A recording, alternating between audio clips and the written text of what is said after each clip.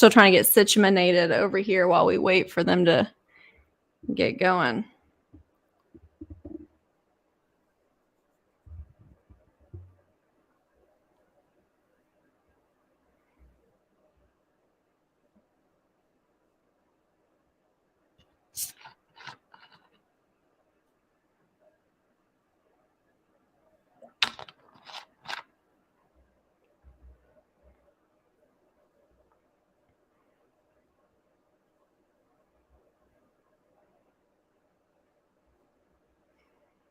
I hear they're always late coming back from lunch. So we might be just shooting the shit here for a few minutes in the meantime.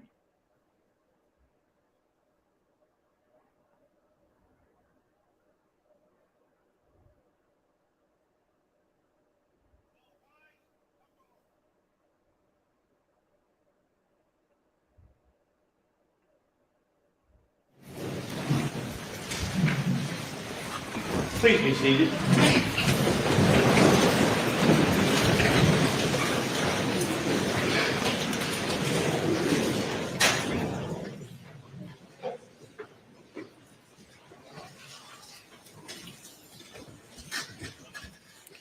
As council may recall from during jury selection, juror 957 expressed a concern about being here if the trial goes too long, and he mentioned 3 weeks as his limit. So he's brought that to my attention, and he's 729?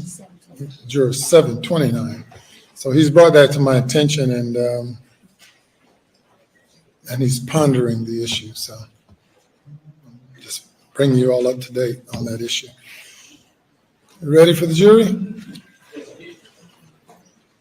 I just want to raise one issue. All right. It doesn't relate to this witness, but the next group of witnesses the state intends to call relate to this blue rain jacket, and that it was seized as a result of a search at Ms. Libby Randolph's Murdaugh's house, and it was found in the closet.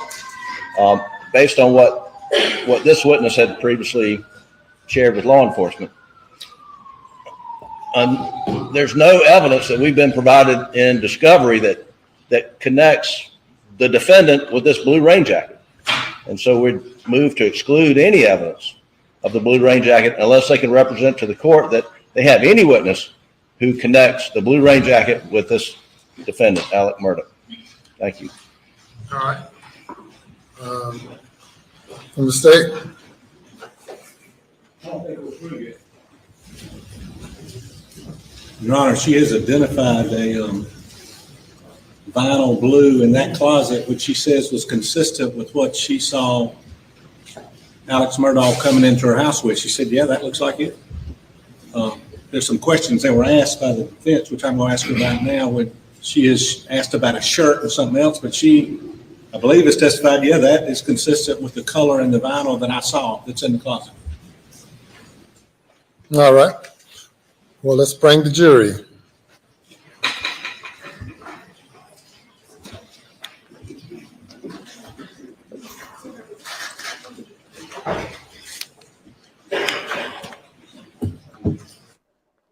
Like, does this juror have a legit reason that they can't stay longer than 3 weeks? Like, I got questions about that.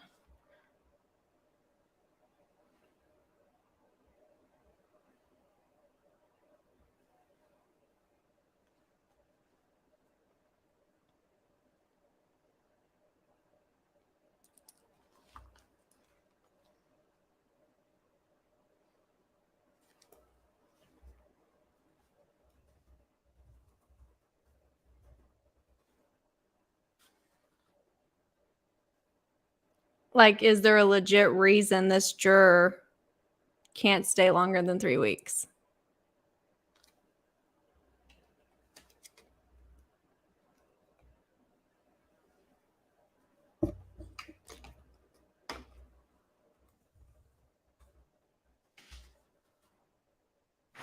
All right, thank you. You may proceed, Mr. Metters. Your Honor.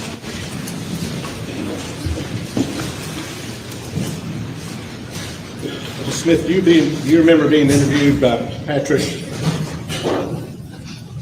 McDavid and Robert Purcell that worked with Mr. Harpootlian and Mr. Griffin in October, on October 20th of 2022? Yes, And I believe Mr. Griffin had asked you about some shoes in response to our questions. Do you remember telling them that he had, these investigators, he had on some cloth-like shoes? yes,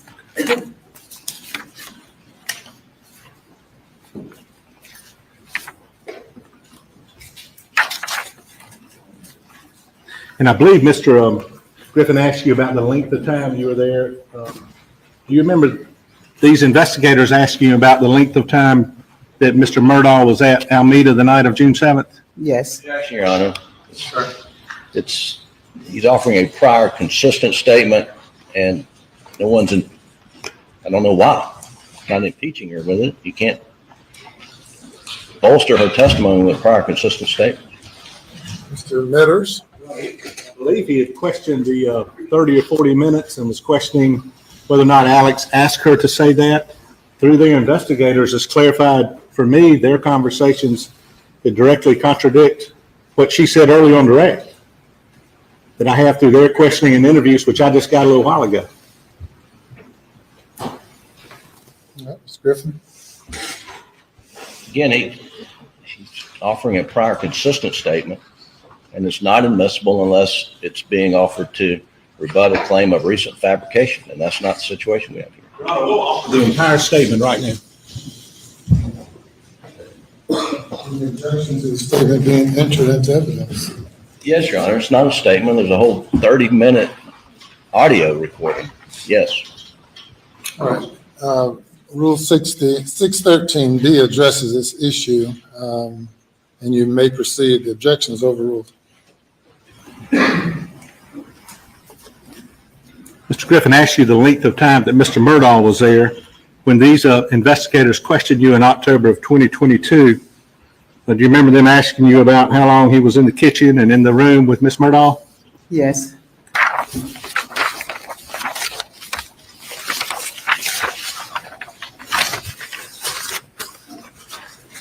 And do you remember them asking you about, and he asked you on cross, whether it was unusual, whether Mr. Murdaugh had visited that time of night? Do you remember that? yes,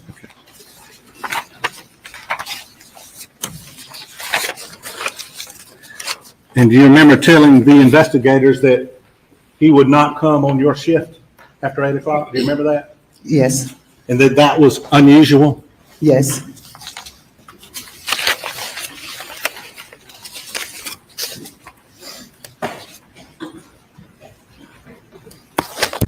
And do you remember one of them questioned you, you actually registered it in your mind that this is unusual for him to be here that time of night? Do you remember that? yes, Was your answer, yeah, because I was like, yeah, to be honest, I was like, oh, why are you here this time of night? Why are you here this time of night, you know? Because we all going to bed?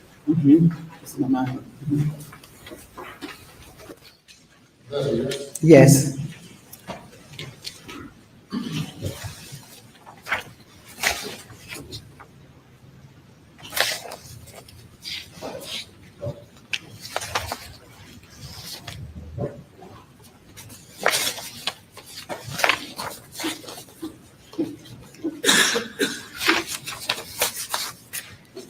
I agree that given the context, it may be unusual for him to go, but given that his father was in the hospital, his mother obviously has health issues and her routine was broken, it makes sense why he would go. But they're basically saying he doesn't care about his parents or their well-being. He only And as went far as the for length of hours. time, do you remember them asking you how long? And you said it was about 20 minutes? yes,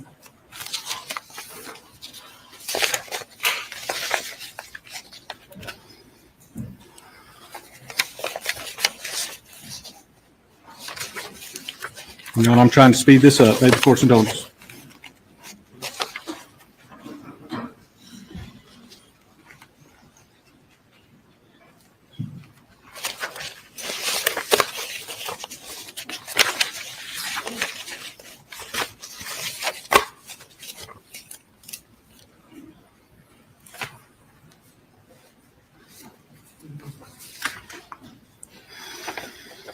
Do you remember, when Mr. Griffin asked you about your recollection as to what Mr. Murdaugh said asked you about the 30 to 40-minute period? Do you remember that? Remember just a little while ago when he was asking you about that? I'm not trying to be, just a little while ago. Yes, Okay. About whether if anybody ever asked you if I was here or not? yes,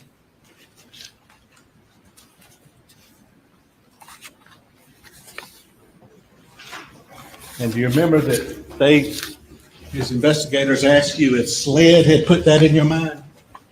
no,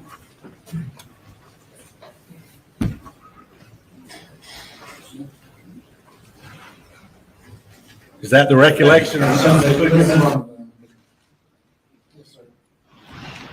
He's leading the witness. He's publishing a document that is not a certified transcript of anything. Object. Mr. It's their statement they took. I sustain the objection. Did Alex Murdaugh ask you to tell somebody how long he'd been there? he said someone asked you, I mean, 30 to 40 minutes, that's what he said. He said if somebody asked you. Yes, Just repeating her answer. Mr. Metters? Is that the answer you gave his investigators yes, back in October of 2022? yes,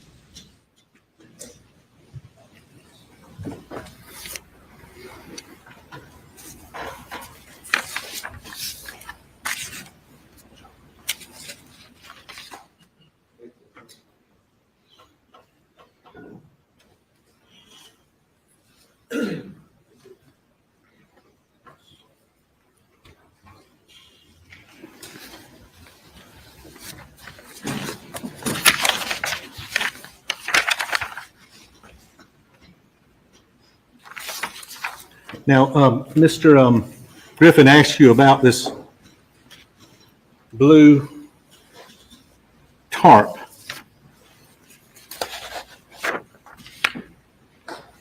Did his or Mr. Harpen's investigators ask you about that when they met with you?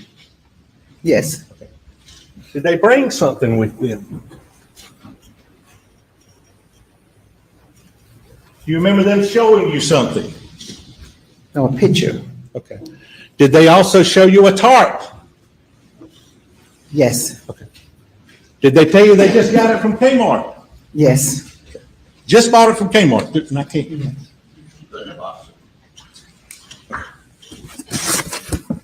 So their investigators brought this with you to the interview yes, and showed you this, correct? yes, And had you already described well, who'd you first tell that there was something that the defendant may have been holding in his hand? Who'd you tell first? When he came in that morning after the funeral, who did you tell that first to in law enforcement? The defendant may have been holding something or was holding something when he came. Dango, Officer Dango, Dango. Dango, Okay. And as a result of that, SLED came and interviewed you. yes, Okay. And then you told them what your testimony's been. yes, Correct? Okay. So in October of 22nd, when their investigators came, they were asking you about what you talked about to Dango, right? yes, Okay. And they showed you this, right? yes, And did they also ask you about if you've seen a shirt? Do you remember when they asked you if you'd seen a blue shirt? yes, What was a blue shirt? there's a blue, Well, I don't know. What was it? Just like a dress shirt or a shirt? What was it? like a rain jacket or something, like a pullover, Okay. something, But they described it as a shirt? no, not as I can recall.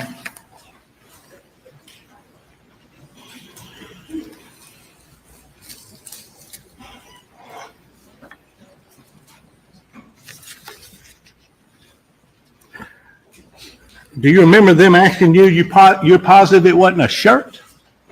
Yes, They Yes. asked you that, yes, and your answer was it's vinyl. It was a vinyl, right? yes, yes.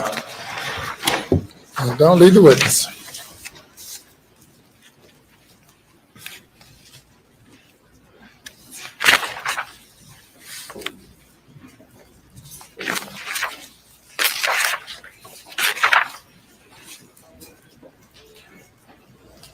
And Mr.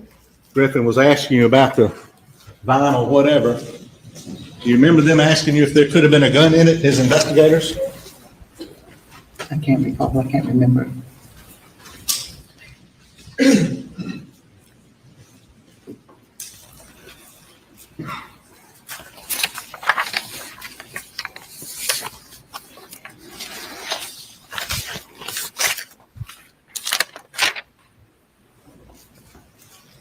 Last question, Judge. Can I have that picture?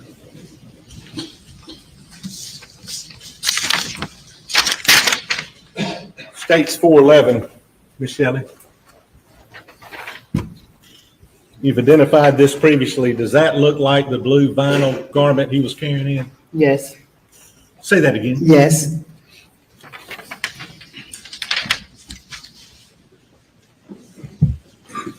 Was it all crumbled up in his arms? it was balled up, yes. Was it folded out? No, it wasn't. Was he wearing it? No, he wasn't. That's all, thank you. By the defense.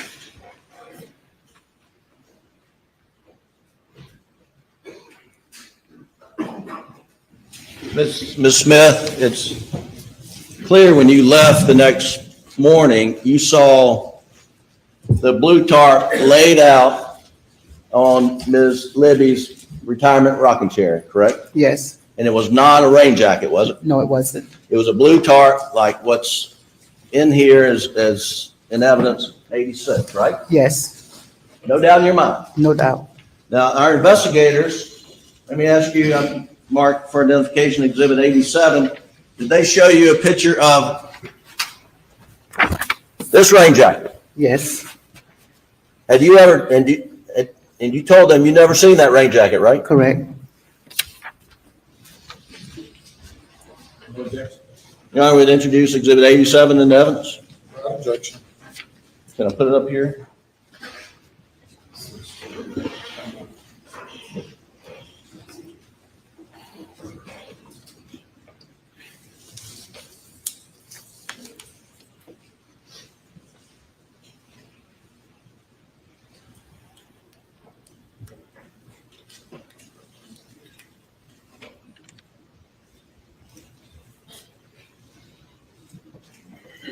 Well, while they're working on that, Ms. Smith, did anyone speak to you over lunch about your testimony? No, Did you talk to any SLED agents or anybody at the AG's office? no,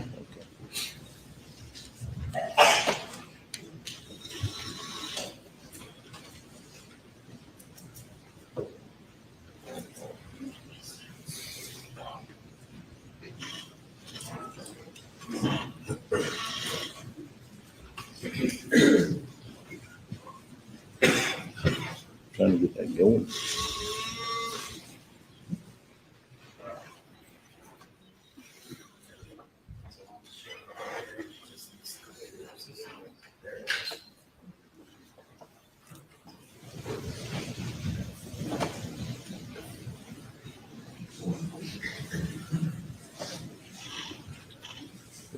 Is that full size?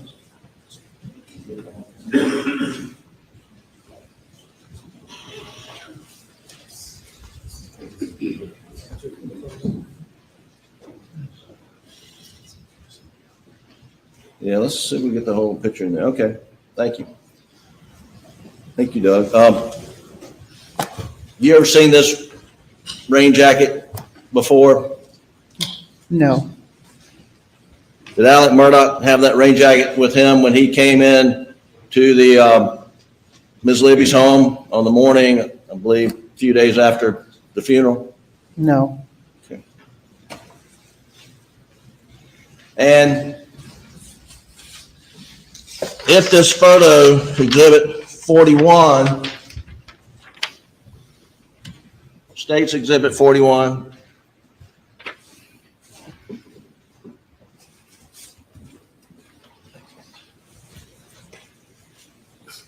Can you see this blue thing wadded up? Yes, If that is, in fact, the photo of the rain jacket that we just looked at, would your testimony be you've never seen that garment folded up in that closet before? no, only thing I seen was blue velvet. I didn't know it was a raincoat or not. It was balled up. So well, had you ever been in this closet before? No, I haven't. So you don't know what that is folded up there, do you? Correct. And so if it's this rain jacket, if that's what's in that closet, you've never seen Alec Murdaugh with this garment before, have you? No, I haven't. All right. Can they prove that he has a blue raincoat? I mean, Now, just very briefly, I know you've been really good here. I know it's been a hard day, and we appreciate you being here. That day when you came to work, Mr. Randolph Murdaugh had been put back in the hospital. Is that correct? Yes, And that was unusual because he'd just gotten out of the hospital like a day before, right? yes. And so it was, although it wasn't usual for Alec Murdaugh to come over that night, but this was an unusual day because Mr. Randolph had been put back in the hospital. Do you agree with that? Yes. All right. Thank you. That's all the questions I have, John. Thank you, ma'am. You may step down.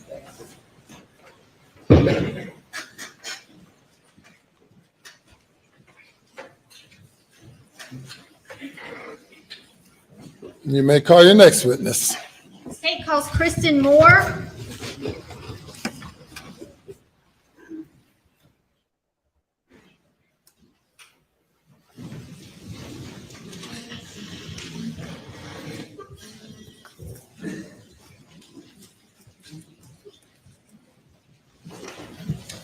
Raise your right hand and come on down. Do you affirm to testimony about to give the court in which trial shall be the truth, so help you God? I do.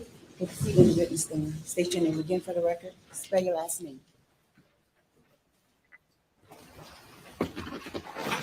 Kristen Moore.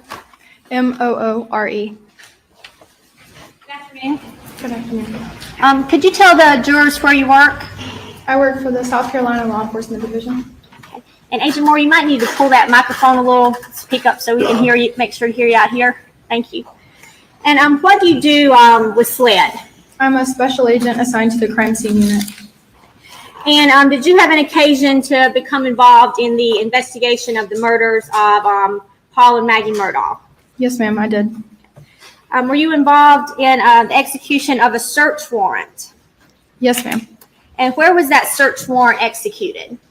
At 2175 Yemassee Highway in Barnville, South Carolina. And do you know what that residence was or is? It was the residence of Alexander Murdaugh's mother. And who was there when you executed the search warrant? Several SLED agents were on scene as well as family members. What were you looking for when you searched the residence? We were advised that we were looking for a blue and colored tarp-like material. And what areas of the residence did you search? We searched the entire interior of the residence. Let's talk about the north bedroom of that residence. Do you recall what you located in that bedroom? We located a blue tarp inside the closet in the north bedroom on the second floor.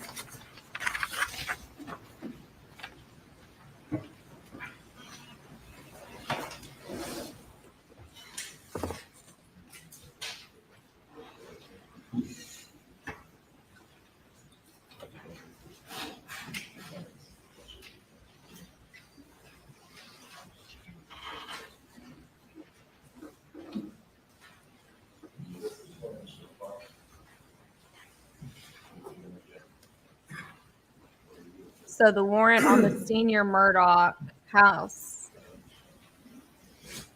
getting back from vacation, the warrant for searching the senior Murdaugh home was looking specifically for this blue tarp. Husband Martin State's Exhibit 224.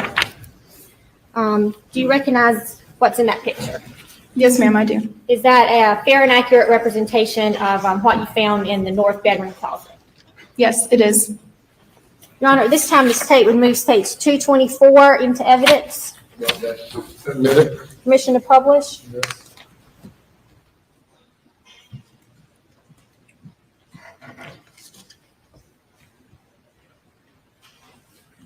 Agent Moore, could you describe for the jurors what you found in that picture? That is the blue tarp that we located inside the bedroom inside the closet inside the bedroom. And what was that tarp located in? A storage container. Were there any items in the storage container? There were miscellaneous dishes underneath the tarp. After you found the tarp, did you continue searching the residence? Yes, ma'am, we did. And what else did you find? We located a blue raincoat in the coat closet on the second floor.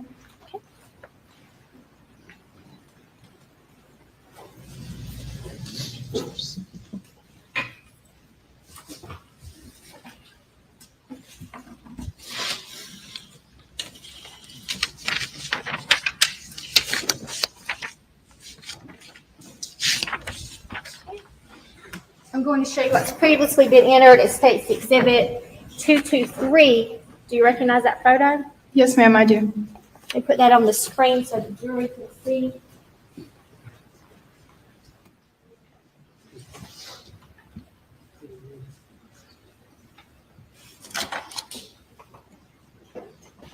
Could you point out that closet for us?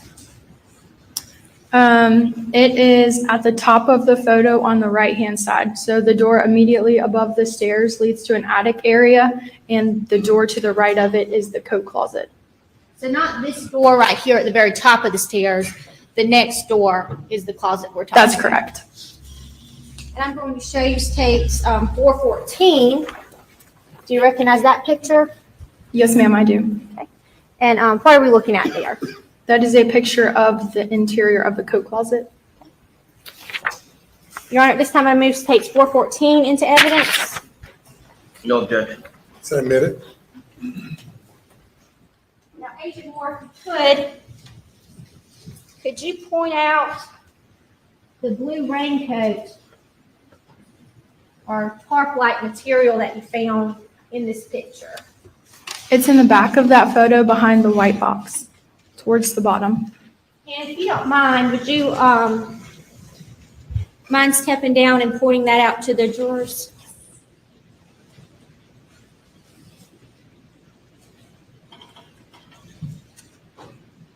Okay.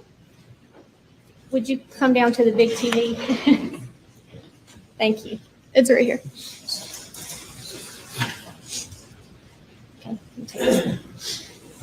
So, and that's how you found the raincoat?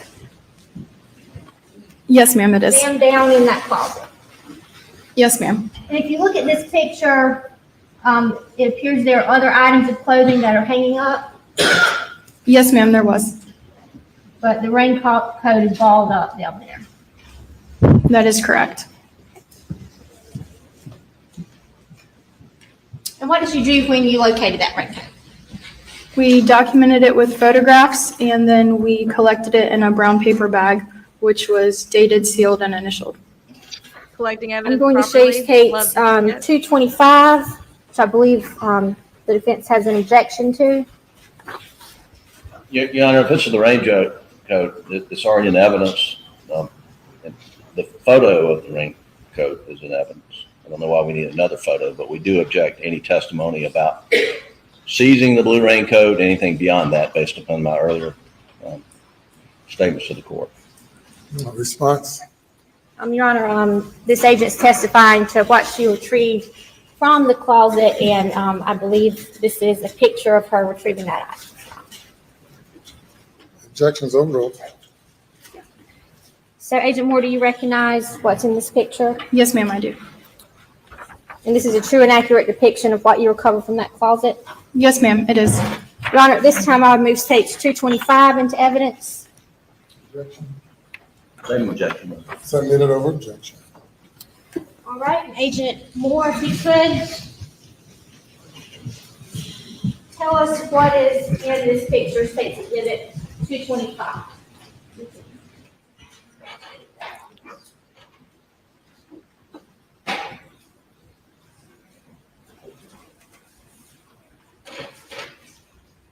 I believe that they're going to talk about how the That is a photo of the blue raincoat that I collected. raincoat has GSR on it, but we'll cross that bridge when we get there. And this will be State's Exhibit 226. Without opening this, can you tell us what is in this item, State's Exhibit 226? Based off of the item number and lab number and my initials, this would be the blue raincoat. Your Honor, the state removed State's 226 into evidence. Objection, relevant. No response.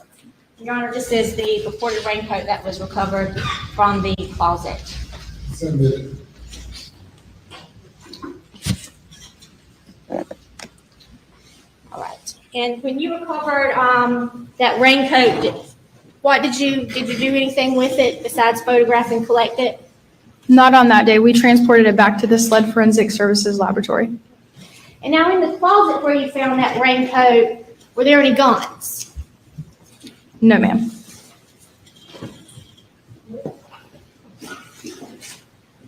Were you involved in any of the processing of the raincoat?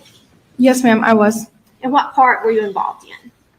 On October 7th, 2021, at the SLED Forensic Services Laboratory, I met with SLED serology personnel to document and do additional processing on the raincoat.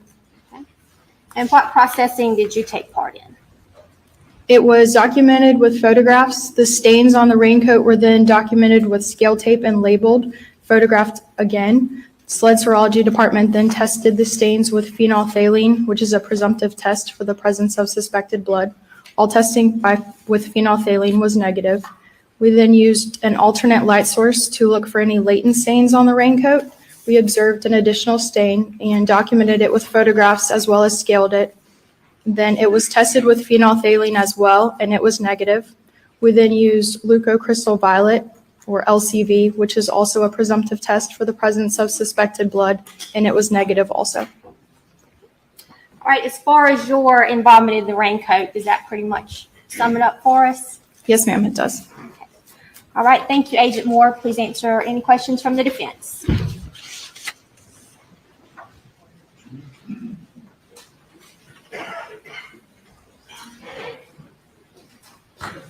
Good afternoon, Agent Moore. Good afternoon. So I understand you went to Almeda, Ms. Libby Murdaugh's home, to execute a search warrant. Is that correct? Yes, sir, it is. And what was the day? September 16th, 2021. September 16th, 2021. And you were looking for a blue tarp. We were advised that we were searching for a blue tarp-like material. Okay. And you found a blue tarp. Is that right? Yes, sir. And in that blue tarp, there were dishes wrapped up in that blue tarp, right? No, sir, no dishes were wrapped in the blue tarp. It was folded on top of the dishes. Okay. So you seized the blue tarp, right? Yes, sir. And did you do any testing of the blue tarp to see if there was blood? No, sir, I did not do any testing on the blue tarp. You know anyone who did any blue testing on the blue tarp? I am unaware of any testing done on the blue tarp. You seized this rain jacket in here, in this box. Is that correct? Yes, sir, it is. And back in the lab, you did some presumptive testing. We sprayed it with phenol first. Phenolphthalein was first utilized, yes, sir. And phenolphthalein is a presumptive test for blood, meaning, you know, it could test positive, but it not necessarily means it's blood, right? That is correct.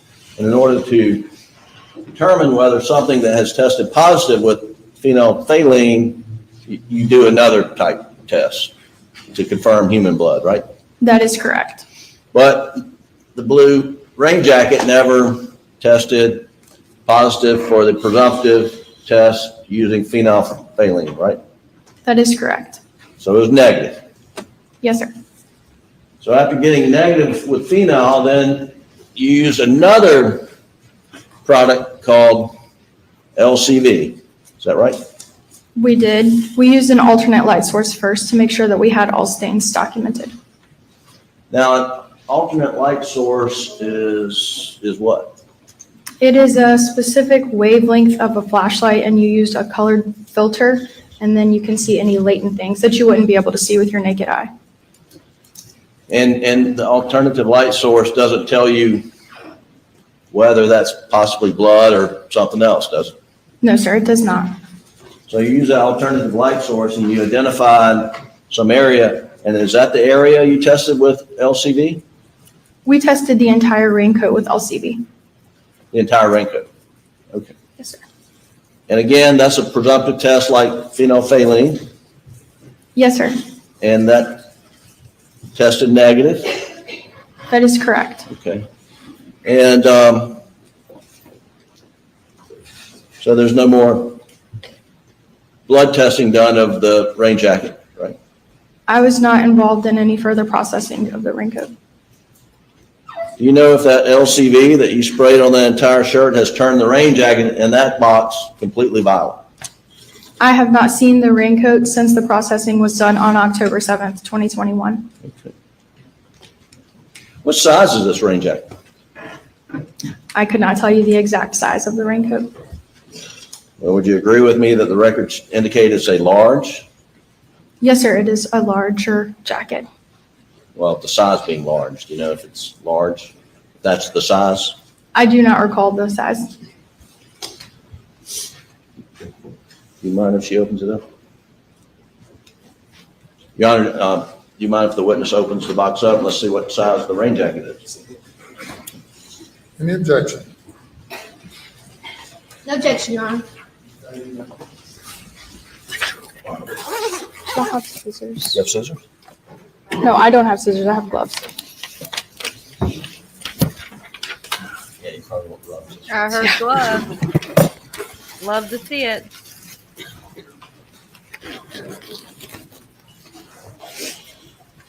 Proper chain of custody, proper handling of evidence.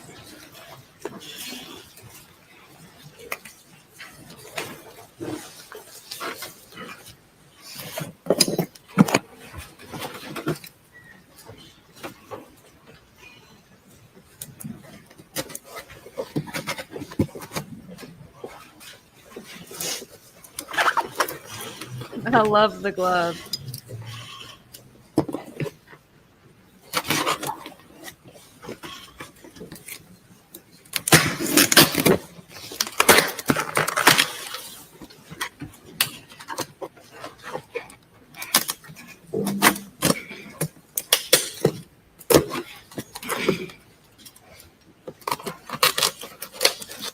Y'all aren't enjoying that ASMR package opening?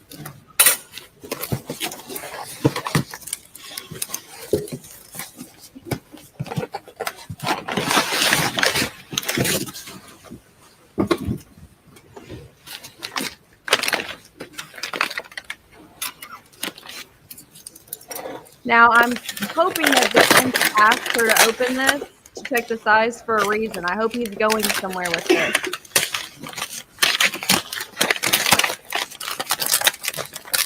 Because for him to ask her to open it, I'm assuming he's going somewhere with this.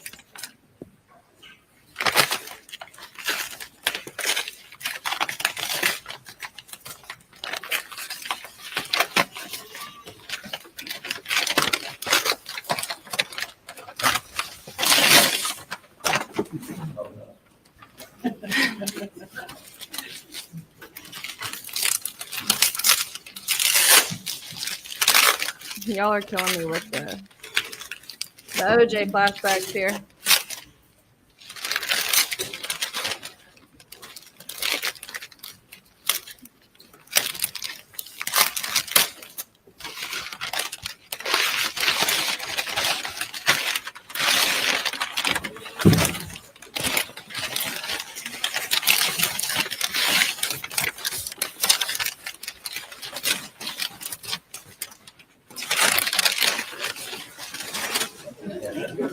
You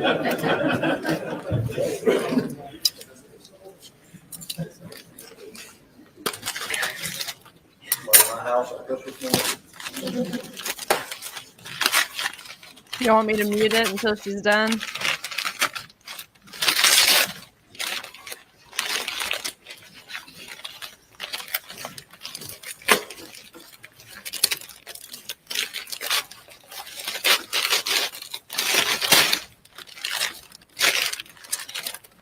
I love that she's like, I got gloves on me.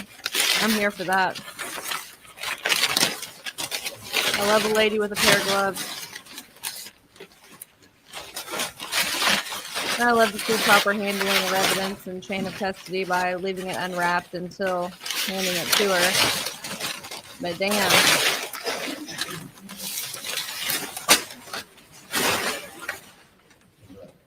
Tell us what size it is. Yes, sir. Please be going somewhere with this.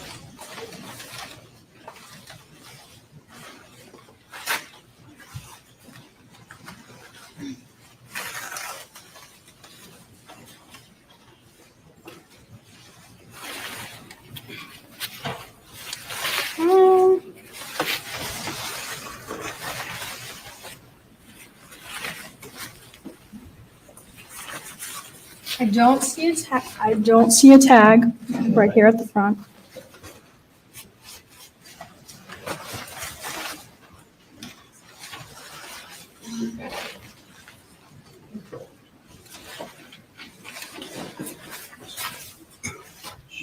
You may want to put gloves on. Yeah, It has you- chemicals on it. Ooh, I don't want to touch it then. Just Love it. Yes. Well, Yes. do you mind standing up in front of the jury and show them how large it is?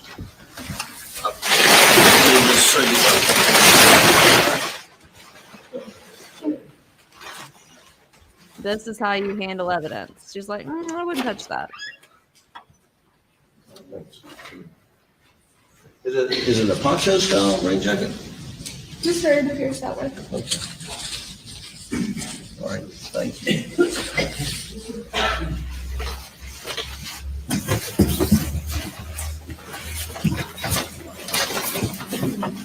Thank you. It smells too good.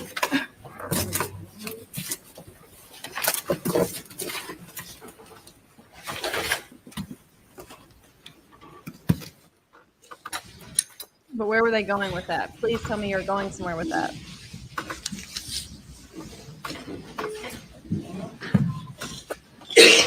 Do you know if that rain jacket or photos of that rain jacket was shown to any member of the Murdaugh family to see if they recognize it? I am unsure. You did not then, did you? No, sir, I did not.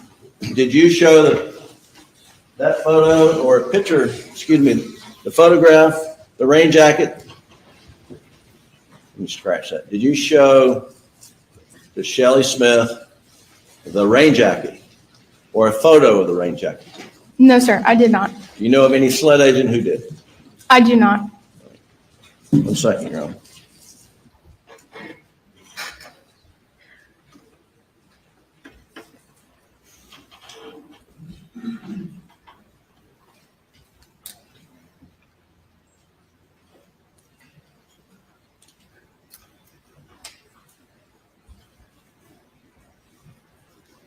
I mean, that thing was big enough to be confused with a tarp. That's all the question I have. Further questions? Where are we going with the whole presentation? Just to prove that the coat was big enough to what, maybe be confused with the tarp? I don't think that helps anybody if that's where we were going with that. I only brought this up here.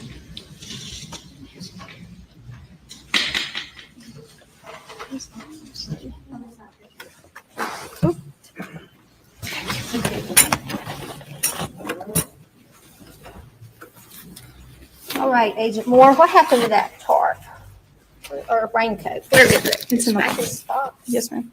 I was really hoping that was going somewhere, but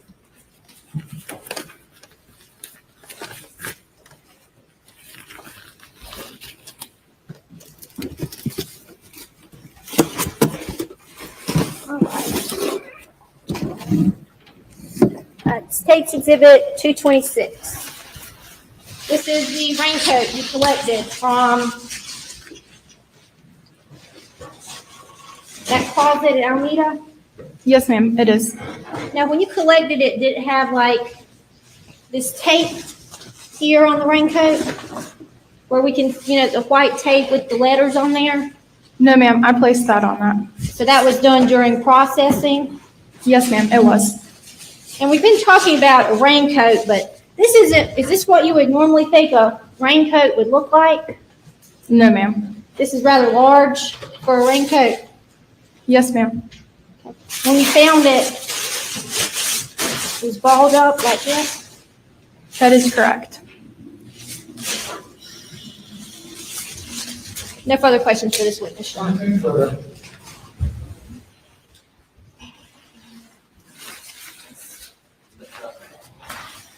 Thank you. You may step down. I mean, showing it, as I said a minute ago, as she just pointed out, only makes me think, okay, yeah, it's large enough to maybe be confused with a tarp. Who's that helping and hurting, though, in the grand scheme? Call your next witness. William McElveen.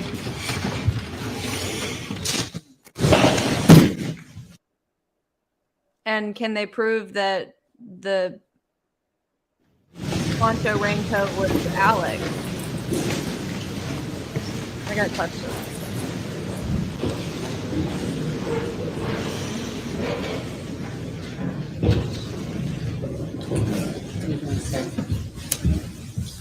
Raise your right hand, left hand on the Bible. You affirm the testimony about you shall be the truth, so help you God. Take a seat in the witness stand. State your name again. Spell your last name.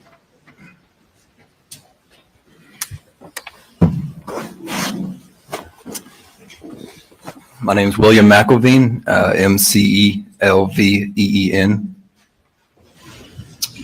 Mr. McElveen, how are you doing today? Doing well, how are you? Doing well. If you would, tell the jury a little bit about yourself. Where'd you grow up, and where'd you go to school? I grew up in Columbia, South Carolina. Went to AC Fuller High School. Went to the Citadel after high school. Graduated there in 2017. Went to get my master's at Clemson. Graduated in 2018. Moved back to Charleston, worked for a CPA firm for a while. And now I'm in finance for a home builder. For where, sorry? For a home building company. And what area generally do you currently I live? totally agree. Live in Charleston now. What was all that about? We left it in there. Mr. McElveen, were you friends with Paul Murdaugh? Was good friends. All right, well, tell us a little bit about when y'all first met. So I lived in Edisto Beach every summer with my granddad, and when I was growing up, and he was in Edisto all the time, so we just became close. Edisto's a small town, not many young people live there, so the young people kind of stick together. We both love fishing, hanging out, so we just became good friends through that. So you would spend the summers in Edisto? That's correct. Yeah. And what kind of things would you do throughout those summers? Just hang out, work, fish. What kind of jobs did you get? Worked multiple jobs there for 5-ish summers. Worked at the marina a good bit, a restaurant there called the Sea Cow. I worked at a realty company as an inspector and at the Bilo as well. And I think you just said, but you met Paul about the high school years? That's correct. Okay. Tell us a little about your friendship. How did it start, and how did it kind of evolve? It started just kind of common interest in fishing and hanging out. And then he was just a really fun guy. So we just hung out more and more. And I started going to Murdaugh, hanging out with his whole family. They kind of took me in and just evolved from there. Yeah. So did you get to know him pretty well? Yes, I did. Did you get to know his family fairly well? Yes, I did. Tell us a little bit about Paul. Paul was just a really fun guy, just like the life of the party kind of guy. Everybody that really knew him loved him. I don't know, just a great guy, very loyal friend, the kind of guy that's always there when you need him. So if you reached out and needed something, You might want to pull that mic a little closer to your mouth so it picks it up. Maybe the tech committee needs to get this mic under control because it's been an Try to issue all speak day. into the microphone. Okay. So was he sort of a responsive friend? Meaning, if you reached out to him, would he respond back? Yes, he was very responsive. And how did you primarily communicate with him? What means? Cell phone normally, yeah. Phone calls or texts? A little bit of both, but mostly phone calls. He was a big phone caller. Yes. Well, I guess tell us a little bit about Paul's cell phone use. Did he like to use his cell phone? He did like to use cell phone. How would you describe it? His use of cell phone? He used cell phone a lot. Like kind of every time he had a road trip or anything like that, he would use it to call all of his friends and just check in on everybody. I can speak for almost all his friends. We get a phone call from him almost every day. And then he used text a lot, Snapchat, that kind of stuff. Was he on his phone quite a bit? Yes. To the point where was it very noticeable to his friends? Yes. Did you ever have did you have an opportunity to get to know Maggie Murdaugh? Yes, I did. All right, well, tell us about her. What was your observations about her, or your whatever friendship y'all had? She was just a super sweet lady. She kind of always trusted Paul when he was with me. She would know he's staying out of trouble. I don't know, she just treated all Paul's friends like they were her kids, and just a very nice lady. And did she approve of you hanging out with Paul? Yes. Okay, tell us about that. About what? Sorry. Well, did she ever comment to you about how she liked you hanging out with Paul? Yeah, she did. Like hang out with Paul. And did you have an opportunity to get to know Alex Murdaugh? I did. All right, and what were your perceptions of him? Kind of the same way with the rest of the family. Just took everybody in, all Paul's friends. He was kind of the dad of all of our friend group. Same way with the rest of the family. Yeah. And is he here today? Yes. Did you identify him? Yes. It's in the brown jacket. Thank you. Did you ever get to go out to the family property on Moselle? Yes, I did. How often would you have you been out there visiting? Probably 30 or 40 times. Okay. Did you spend the night when you went out there? Yes, normally. Tell us a little bit about the property. What kind of things would y'all do out there? Did a lot of hunting. Also, probably more than hunting, just hanging out. Just enjoying each other's company, hanging out. So you said about what, 30 to 40? Is that what you said? That's correct. Okay. If you would, please speak up a little bit. It's okay. All right. Now that the property, was there a main house location? There was, yes. All right. Was there a secondary location for kennels and a shed? Yes, there was. All right. Did you spend much time out at that secondary location? A good bit, yeah. All right. Describe that area for us, if you would. What was out there, and what would you do out there? So it's like a big shed hangar that side comes up. We'd all hang out over there. And there's the dog kennels. And then a few years back, they built the shed across from the hangar. And it was just a good place to get away from the main house and just hang out and talk.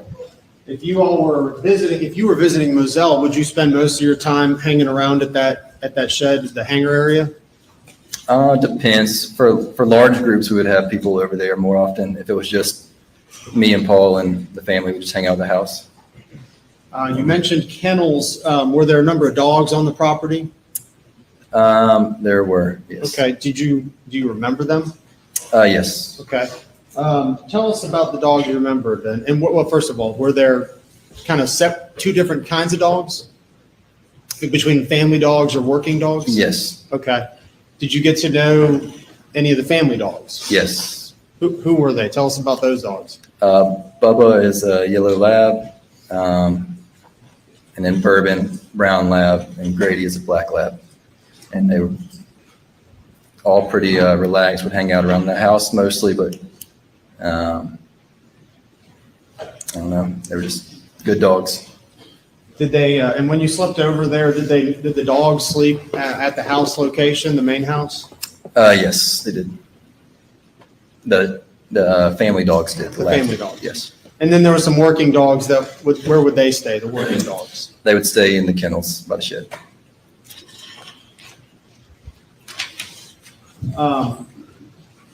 That's cringe. Yes, the location. So the Mazzell location, when you started going there, did it have one or two entrances and exits? 2 entrances. Okay. and exits. And describe the two entrances. So one was the main entrance that was had like a brick pillar outside, and that would just kind of go to the house and not really pass anything, go through some trees. The other entrance would be next to the cabin, right behind the shed, and that entrance can kind of go multiple ways when you go in there, but that passes by the cabin and the sheds and then goes to the house as well. And with that entrance, is that where the mailbox was located? But I can't remember the mailbox is. I believe it was at the pillars at the main entrance, maybe.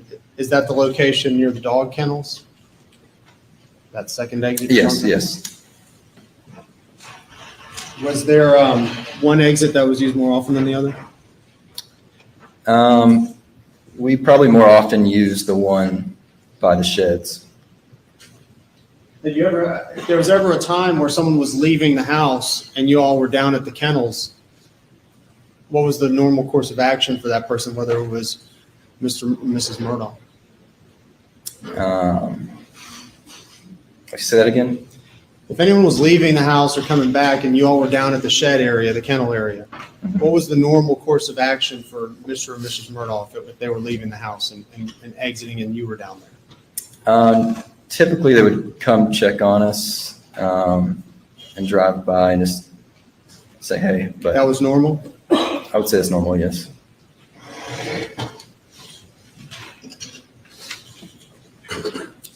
Did you, with Paul, were you guys close enough where you shared your location with each other? We did.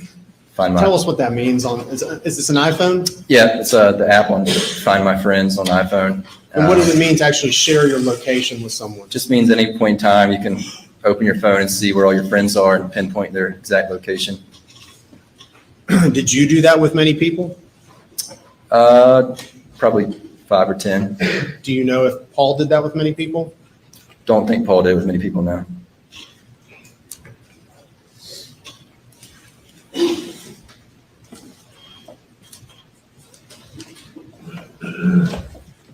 When you spent time down at the hangar in the kennels, was it common for firearms to be stored down there or left down there?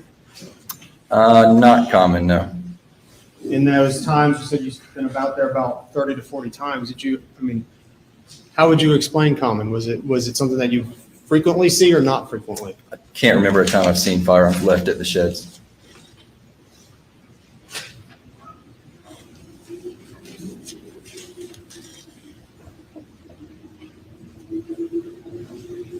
When's the last time you saw Paul Murdaugh? June 5th, I think, 2 days before. That weekend before Yes. Monday, June Yes. 7th? Tell us about that weekend. I can't remember much. We were hanging out with my friends' houses. I think we went to a bar called the Windjammer in Charleston, but I don't remember much from the weekend. Did you see him on Sunday? Do not think I saw him on Sunday, no. Did he stay at your house that weekend? I don't think so. My friends and I were talking about that. We can't remember if it was my house or one of my other friends' houses. Would Paul commonly stay at, when he was visiting Charleston, would he crash at people's houses? Yes, he normally stayed at our house. But you don't remember if that particular time he did or not? Don't remember. How were you kind of told about the murders? How'd you find out? So I missed a few calls in the middle of the night that I didn't wake up to. The next morning, my roommate came in my room and told me. And your roommate is who? Frank Chapman. And he told you what happened? Yes. Did you make it out to the property at all?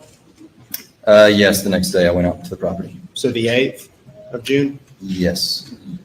And walk us through what happened out there when you made it to the property. Where did you go? We just went to the main house and just went to see the family and be with everybody.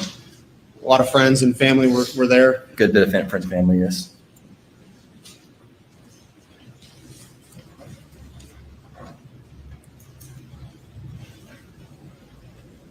Did you attend the funeral as well?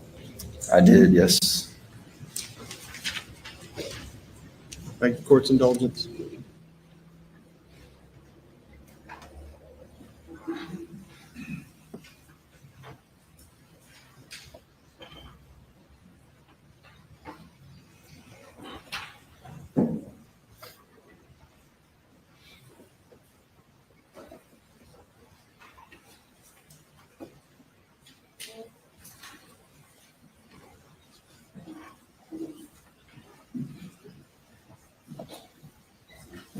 No further questions? That's,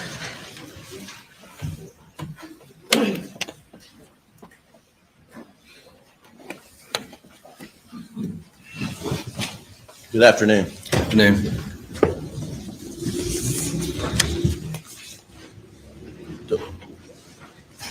Mr. McElveen, where are you from? From Columbia, South Carolina. And are you friends with Will Chapman and Frank Chapman and Will Loving and I am, yes. that crowd? Okay. And so you met with Paul, I take it, down at Edisto with the Columbia group? Yep, And you became really good friends of Paul's, correct? correct, And I think you described him as a loyal friend, did you not? correct. And you became close not only to Paul, but to the entire Murdaugh family, right? Correct. You know, there are houses that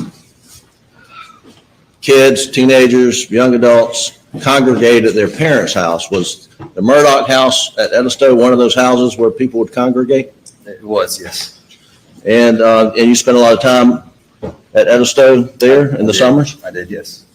And you spent time around Alec and Paul and Buster and Maggie, is that correct? That's correct. And how would you describe Alec's relationship with Paul? They had a very good relationship. They were kind of best friends in a way. They were close. Very close. And how, from your observation, how would you describe Alec's relationship with Maggie? From everything I've seen, it was great too. I mean, nothing. I've never seen anything negative. Right. And they like for Paul to hang around with you, and right? That's correct. I mean, I think you were asked about that. You strike me as someone who's very responsible. Did they like that about you, you think? They did, I think so. And you strike me as someone who if you're down at Moselle, would not leave guns laying around. You wouldn't do that, would you? Probably not, no, sir. Okay, so when you were with Paul, hunting, you were responsible enough to be sure that guns got put away properly, correct? Correct. You were asked about some of their dogs. Actually, Paul had a puppy, did he not? He did. You have that puppy now? I do. What's his name? His name's Goose. How's he doing? He's doing great. Glad to hear that. And you describe three labs: Bubba, the yellow lab, Verdon, the brown lab, and Grady, the black lab. That's correct. And when you were at Moselle, I mean, these were family dogs, and they stayed up at the residence. That's right. Now, up at the residence, they had a invisible electric fence around the house, correct? I didn't know about it, but possibly so. Okay. Well, was Bubba a handful? Just take off sometimes? Sometimes. Right. And you don't know, when was the last time you were at Moselle? I can't remember. Was it in 2021? Most likely. Okay. Were the dogs there? Can't remember.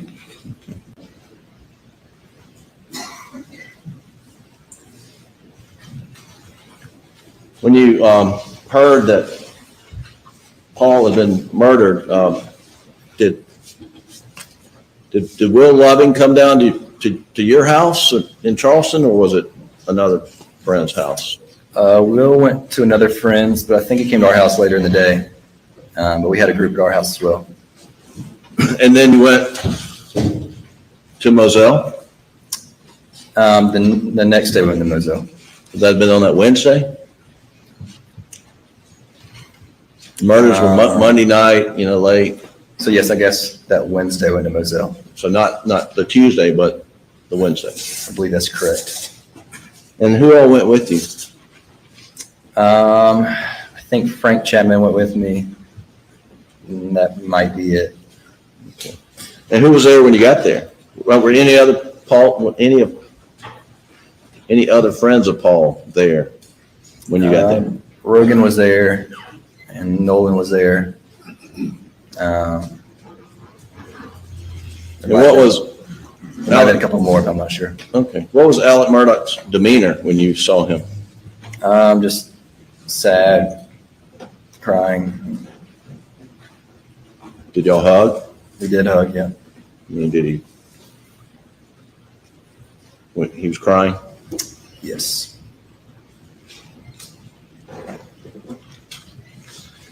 And did you go back over to Moselle after the funeral? Yes, I did. And were there a bunch of Paul's friends there? There were, yes. And can you tell me, was Alec, is he still crying, hugging all the Paul's friends? He was still crying. I mean, there were so many people there that it's kind of a line to see him, but from the little bit I saw him, yes.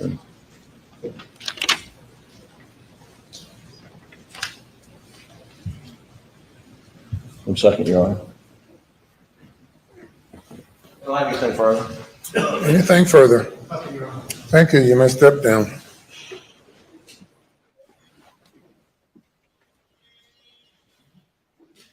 Looks like a 15-minute break. Addressing the jury, 15 minutes break.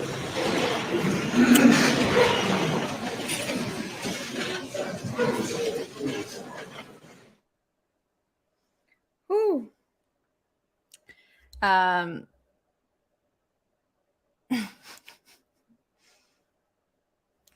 Well, we have a 15-minute break. I'm assuming that last line of questioning was just to discuss his demeanor and that his demeanor was appropriate given the context of the circumstances and what was going on. Honestly,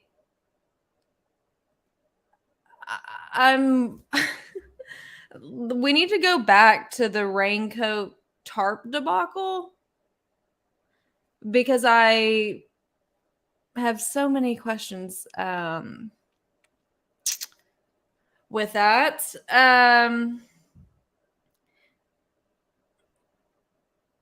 Where were we going with that? I mean, when he asked her to open it, I was like, okay, maybe we're going somewhere with this. Like, maybe we're going somewhere with this. Otherwise be associated with the defendant. Would he or just to ask put them on to show them that, look, to open it unless he was going somewhere with that? And I guess he wasn't really going anywhere with that. I don't know. I guess we weren't really going anywhere with that. Because all they did was pull it out. There's no size on it.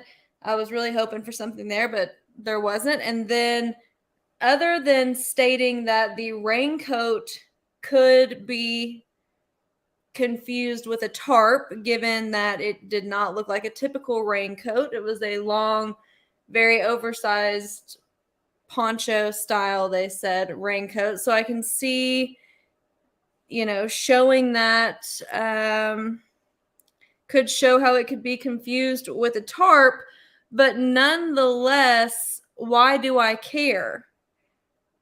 They didn't talk about what evidentiary value it had, or I didn't hear them during that testimony talk about what evidentiary value it had. I heard them talk about the lack of evidentiary value that it had. So there's that. Also, they didn't prove or even state whose coat it was. Like, are they for sure it's Alec Murdaugh's coat? Can they prove that he owned a coat like that? Was he seen wearing a coat like that? I mean, I don't know. I got questions about that because from an evidentiary standpoint, during that particular testimony, I didn't hear anything. They said it didn't have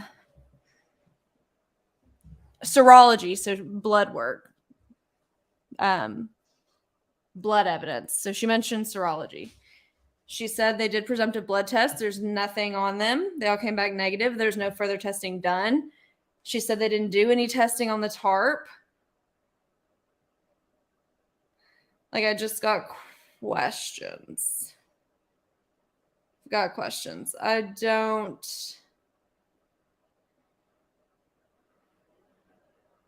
understand where they were going with that.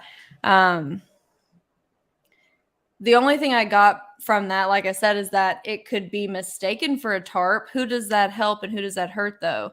That it could be mistaken for a tarp. And why do I care if they can't prove that it was Alec Murdaugh's raincoat? Does that make sense? I just have some questions. I don't feel like that might have been the time to talk about whether or not it had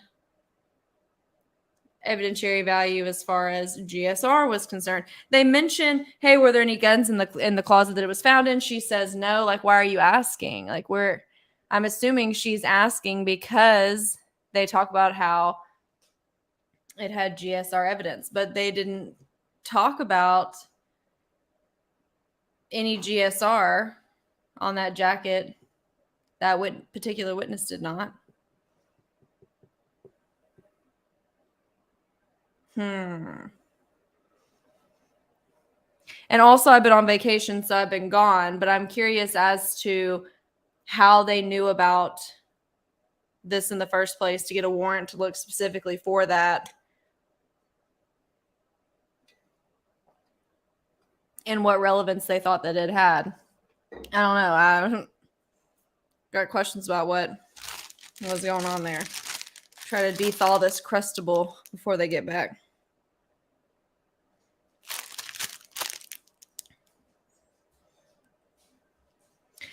Yeah, I didn't understand where where were we going with that?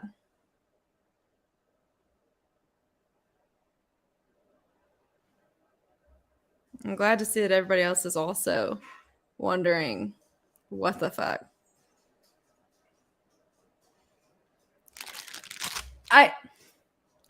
When he said to open it, which by the way, 10 out of 10 for chain of custody and the fact that she was like, I got gloves, hold up, and she didn't want him to touch it. I loved that as far as handling evidence goes. But, he asked her to open it. He wanted to know the size. I was really hoping he was going somewhere. And for her to say, well, there's no size on it. It's basically one size fits all. Look at this. Does it help or hurt the defense that the jacket could be confused with a tarp because of the color and the size? I mean, I don't.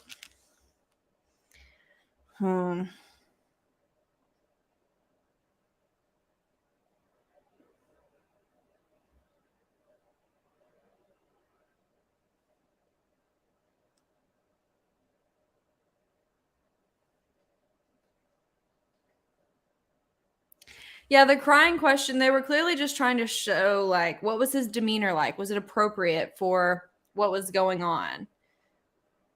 I mean, what was he supposed to say? He was pulling a Scott Peterson and calling somebody pretending to be in Paris when he was really at his wife's candlelight vigil. I mean,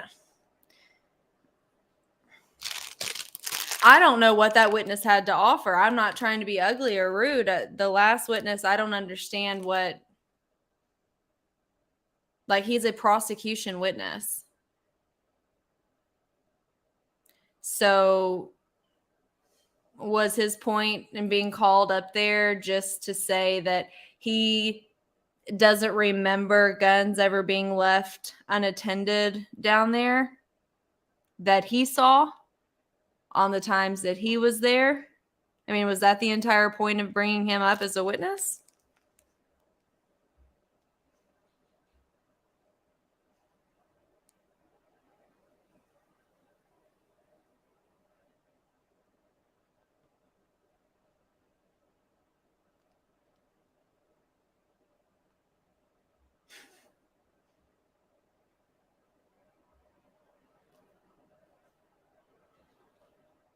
I don't know what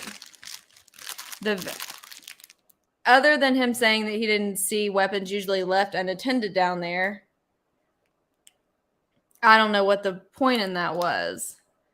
I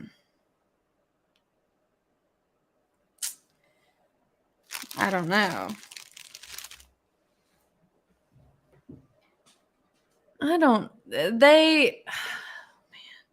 They didn't lock down the 20-minute time frame again with the caregiver. That annoys the fuck out of me. Look at the records. Nobody mentioned that he called to say, let me in. Now, she mentioned that he called the house phone and she answered it and he wanted to be let in. Prosecution nor defense said, yes, phone records show that he called the house at this time. And if he left his house at 9:06 and he called his parents' home line at this time, that's the accurate amount of time that it would take to get from Moselle property to his parents' house. And then he calls 911 at this time, and it takes this long to get from his parents' house back to Moselle. So you deduct that time, and this is how long roughly he was at the house. Nobody, prosecution nor defense, tried to lock in their time frame there. That bothers me. Nobody even used the phone records to show when he called, if he in fact called the house, what time that was. That type of stuff irks me. Why are we not trying to lock that in?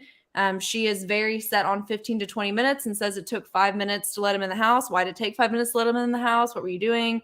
Why are you so sure it was 20 minutes? Did you have a clock? Were you watching a TV show that only got halfway through the program? Like, why was she so stuck on 20 minutes? They didn't ask. We don't know. I mean,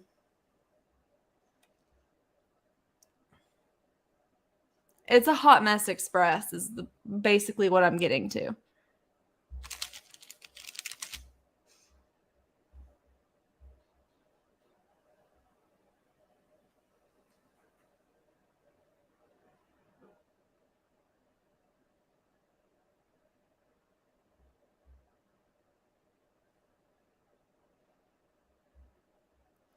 I've not seen it.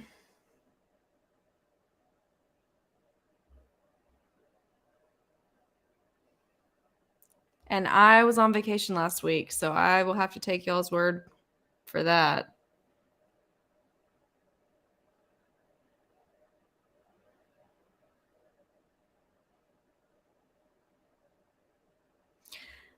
I mean, I guess I'm missing the memo. I guess I'm missing something. I have been gone a week. But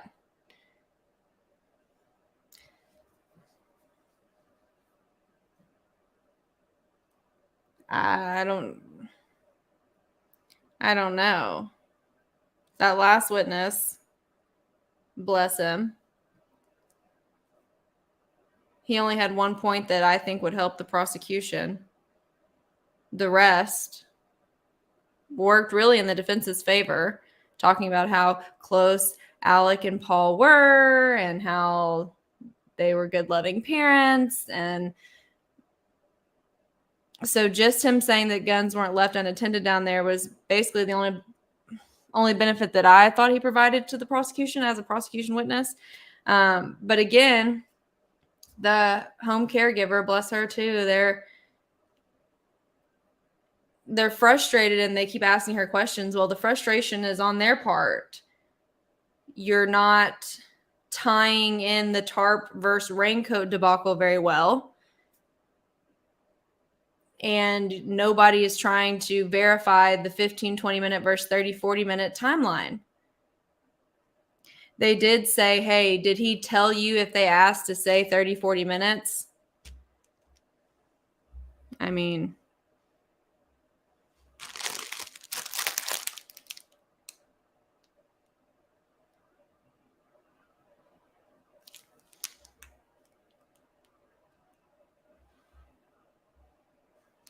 and maybe that's what they were alluding to. And they said, like, they liked you hanging out because you were responsible. You were the responsible friend, right? I mean, I don't know. But again, they left it very open-ended.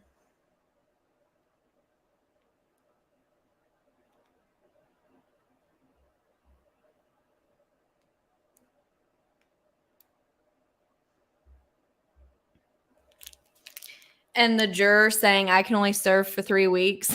Like, I don't think that's how that works. What is it that hinders you from continuing to serve your jury duty if this goes above 3 weeks? I got clearly while I was gone for a week, I didn't miss too much as far as this court proceedings go.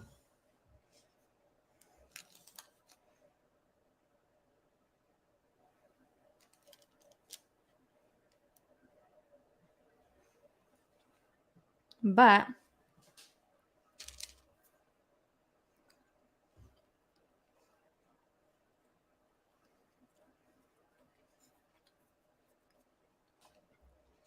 I mean, I'm over here taking notes, but I'm not impressed. And you guys tell me in the comment section, have you seen anything that you think is really hard evidence against Alec Murdaugh? I've yet to see something, in my personal opinion, that is hard evidence against him.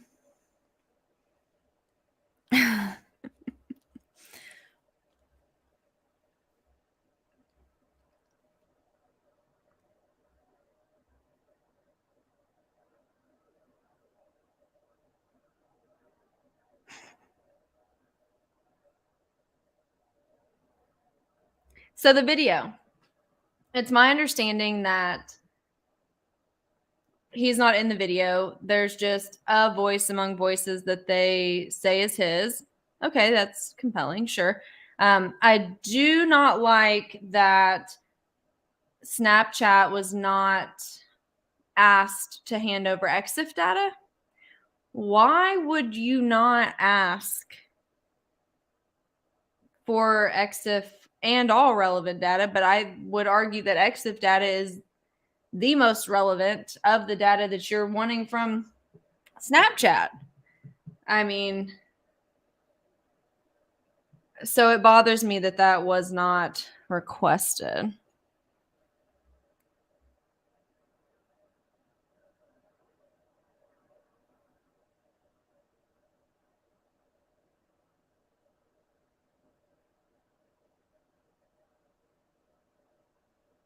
Allegedly his voice. Now, I've only heard part of the video, but yeah, I mean, the EXIF data on that video matters as well. When was that video taken? Did they provide the EXIF data for that particular video? What all did it state? Are we sure for sure that it's his voice? Well, he says he was napping. Well, what time was the video actually taken? Things like that, just things to keep in mind. And I'm sure that they hopefully went over all of that, and I've just been out for a week. But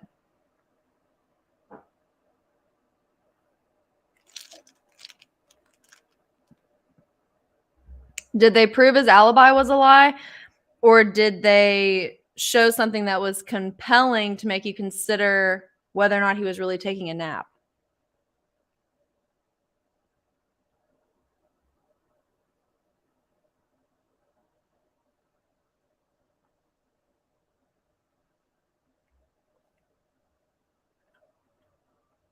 Did they prove his alibi was a lie?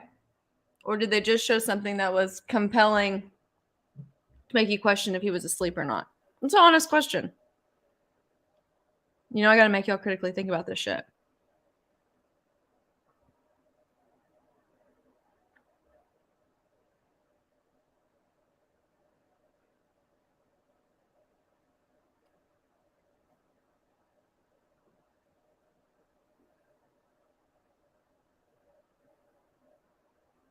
I got to make you think. That's how I keep you guys on your toes. Sharp critical thinking skills.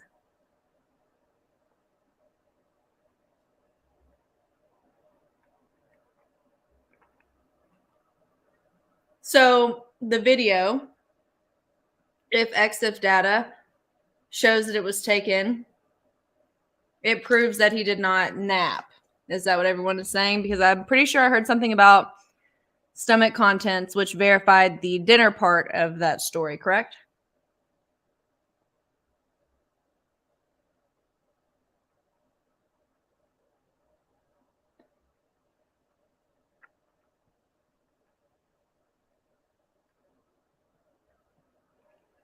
This is true. I think they did mention stomach contents somewhere, but I'll have to go back and look. Here we go. There we go.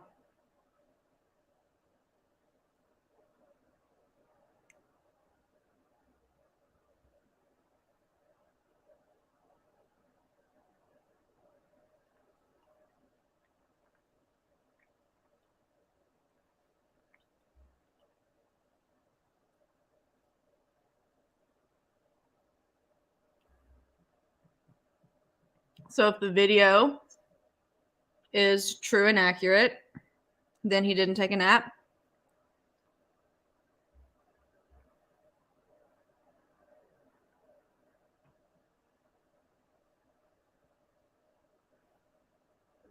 Yeah, I'm not impressed with the questions, I'll be honest. It's all over the place.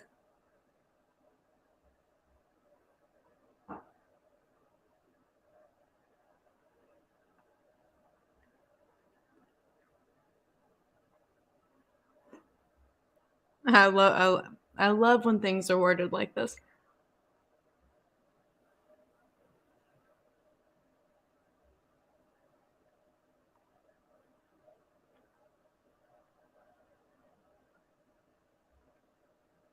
So this is a good point. The friend says he asked for a video. The video is allegedly of what the friend had asked for. But does the EXIF data prove that that video was taken right then? Or was it taken earlier and uploaded then? I mean, I was out last week, so I have to go revisit all these things myself. But those are just what I'm thinking.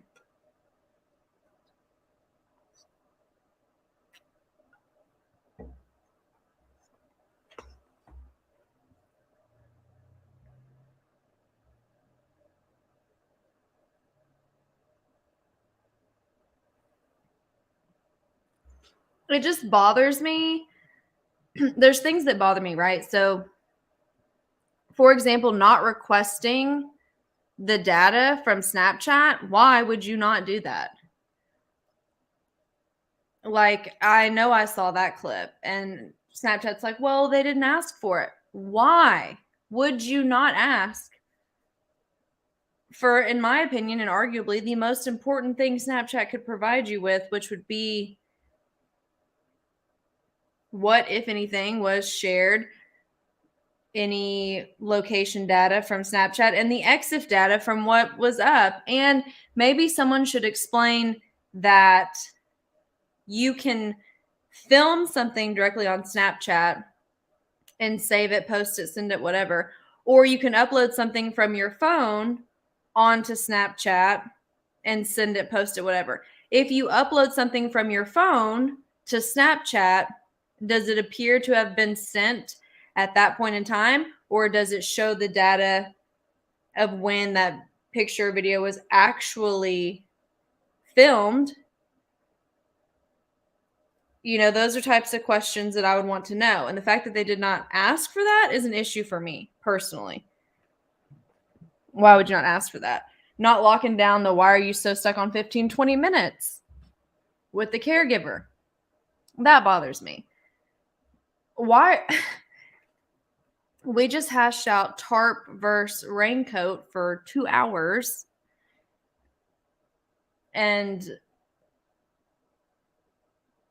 we don't know, why are we so set on it being a tarp versus a raincoat? Why is that so significant?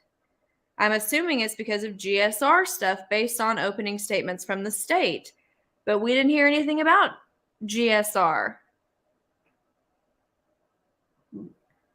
The state mentions that in opening statements, if I remember correctly. But when we were discussing that all morning long, what evidentiary value did it have? What evidentiary value did they say?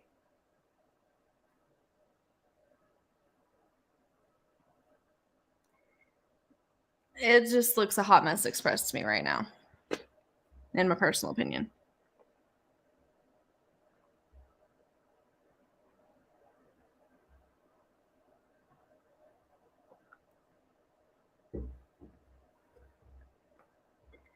Did he change after dinner? You know?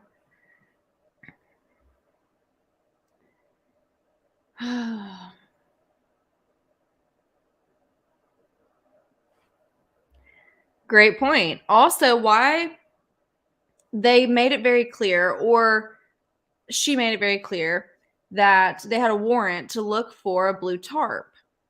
Now, correct me if I'm misremembering, but based on my notes here, she mentioned that they had a warrant for the senior Murdaugh house, and they were looking specifically for a blue tarp. You find the blue tarp as well as a blue raincoat that arguably could be perceived as a tarp. And yet you don't know if they did any testing to the tarp that they specified in the warrant that they wanted. Does that seem odd to anyone else?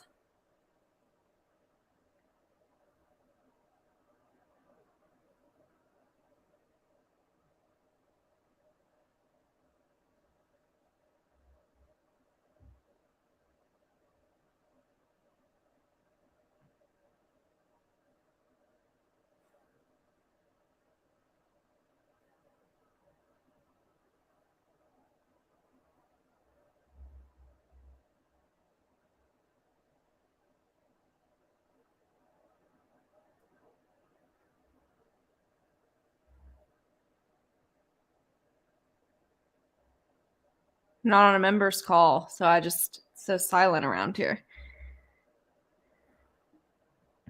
You would think they would test both. I mean, if you thought that the tarp was significant enough that the warrant was allegedly, and I've not seen it, but according to testimony, an item of specific interest, why didn't you test it? Why was it of significant interest? Also, again, based on opening statements, I was expecting to hear some GSR testimony about the raincoat, which they did not do. And they're not proving that it's Alec Murdaugh's raincoat. That's also an issue for me. You need to prove it's his coat. Has he been seen wearing a coat like that? Or just holding something that resembled that? We don't know if it was a tarp or a jacket. Like, that kind of stuff matters. It's clear that the prosecution wants it to be a raincoat. In my opinion, I believe it's clear that the prosecution wants it to be a raincoat. I'm assuming that they want it to be a raincoat because they were going to present the GSR evidence allegedly on said raincoat that was mentioned in opening statements by the prosecution, but that's not what we saw. So I just... Please be seated. Is there anything before the jury comes? Thanks for your vote. Your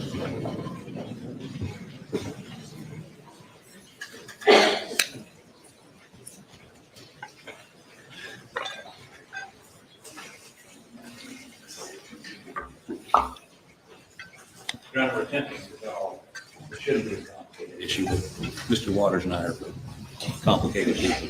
Yes, sir.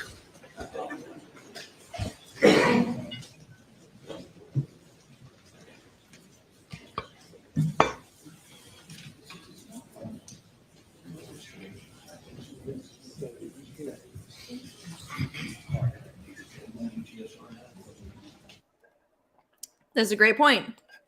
This is a great point, Ash. To discharge. And of course, obviously, Which is probably why they wanted you to see that it could be confused. Like, obviously, that was a big jacket. All right, Mr. Waters. Oh, man. Your Honor, and I don't know if Your Honor has another instruction that you prefer. I probably would do the language just a little different in that particular one, but I think fundamentally the principles are accurate. I do think that the next to last sentence is superfluous because that's already said, but I think that's fine. Who said superfluous? In the end, I don't think that there's too much that we have an issue with that particular charge.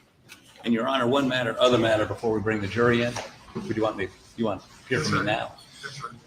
The state intends on introducing through, not this witness, if this witness is another witness, the GSR person, specific GSR person. That's correct. That'd be the witness after this. Okay. Evidence of GSR gunshot residue on that blue jacket.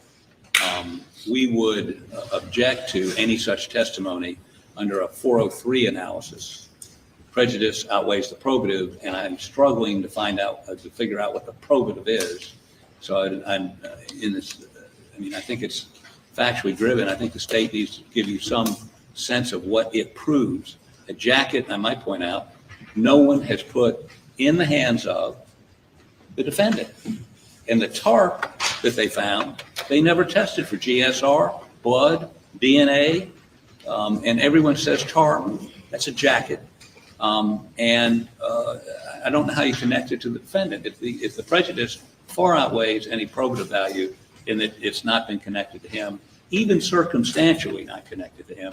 The only witness to it, Shelley, who I've talked to a couple times, indicated that was not what he had in his hands. And she'd never seen it before, never seen it with him. So, Your Honor, we'd oppose it under a 403 analysis. Yes, Your Honor. I think if you listen to the testimony of Ms. Smith in totality, first of all, she identified a picture where she said, yeah, that looks like what it was. It was balled up. And that picture, of course, was then identified by Ms. Moore as where they recovered the actual raincoat, which, of course, is a very, very large raincoat and very easily could be identified as a tarp. I think any issues that Mr. Harpootlian wants to make, he can certainly argue those to the jury, but the connection has been established between Ms. Smith and that particular raincoat, and looking at the picture and saying, that looks like what I saw. Additionally, with that other tarp, she also testified that there was no silver on that tarp, and if you look at the picture of that other tarp, But she said she didn't it is get a good look half at it, too. blue and half silver, so it's a very. Which other tarp? There was, I think, Miss, and I don't have to find the exhibits for me real quick, Your Honor. Today, yes, please.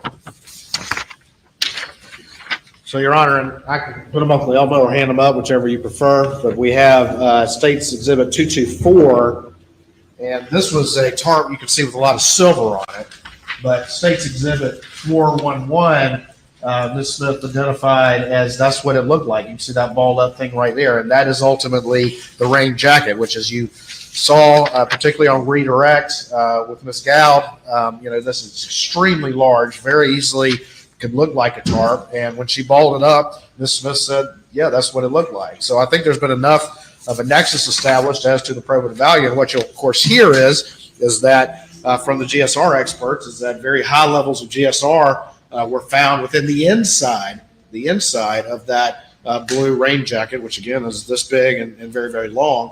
Again, Mr. Harpootlian can argue to the jury whatever inferences he wants to, but I think the state has established enough of a nexus to not only make it relevant, but to make its probative value not substantially outweighed by the danger of unfair prejudice. Yes, sir. I disagree with that one. I'm gonna be honest with you. Good, or it's misquoting what Ms. Smith said. She said, when she was shown that photo, she said, it's the same color or like the same color. She never, ever, ever said, that's what I saw him with as he came through the door. And by the way, she found the tarp. That couldn't be the tarp because the tarp was found downstairs across a chair, which is what she said he walked in with. So the tarp in the box obviously isn't it. And I mean, she said the tarp that he came in with was the one that was on the chair when he came down, not the coat. All she ever said was that blue coat, balled up, appears to be the same color. No one has ever said that she saw him or anybody saw him with that jacket. And I would also point out that I hate to say this, but I would suspect there are a number of rain jackets in this area of the state that have GSR on them, in them, around them. So there's no one that says he had possession. All she ever said was, and by the way, it was all balled up. All she said was, it looks like the same color. Don't mute it. I saw a picture of the rain jacket and said, that is not what he was carrying when he came in. All right. The item is in evidence. The witness testified as to the location of the item of evidence and where she believed that it was placed by the defendant. It's in evidence. Obviously, the state contends that it has some inculpatory evidence on it. This is a circumstantial case, and circumstantially, proof may be offered on the issue of whether or not But you can't prove that it's gunshot his. residue or whatever it might be can be traced to the defendant. And I overrule the objection. And I find it's the evidence offered is more probative than prejudicial, though I do not believe a probative versus prejudicial analysis is required on this issue. But to the extent that it is, I find that it's more probative than prejudicial, and I deny the motion to prevent the state from offering testimony. Accept your ruling. Yes, sir. If you bring the jury.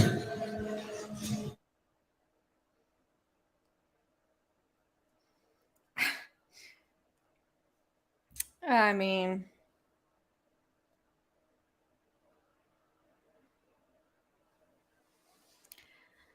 I have to agree with the defense on that one. She just saw something blue rolled up. She said she didn't know what it was. She didn't inspect it. They can't prove that he owned something like that. They can't prove that it was his.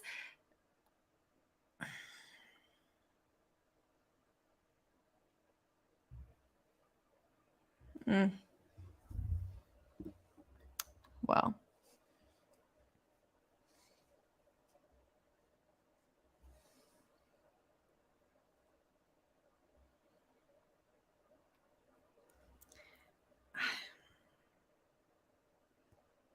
I mean, they gonna allow the shirt in as evidence too?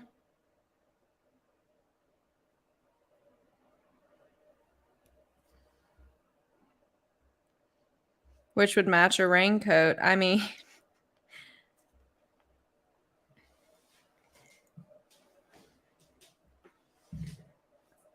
can they prove it's his jacket? Is there a picture of him wearing it? Is it the only blue rain jacket in the house?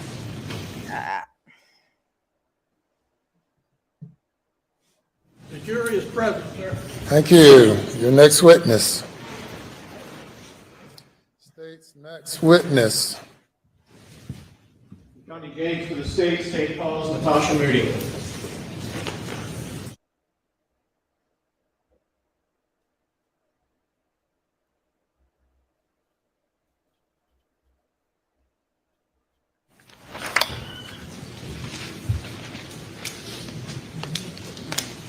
Raise your right hand, left hand on the Bible.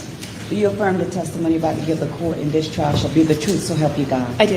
And to take a seat in the witness stand, state your name again for the record. Spell your last name.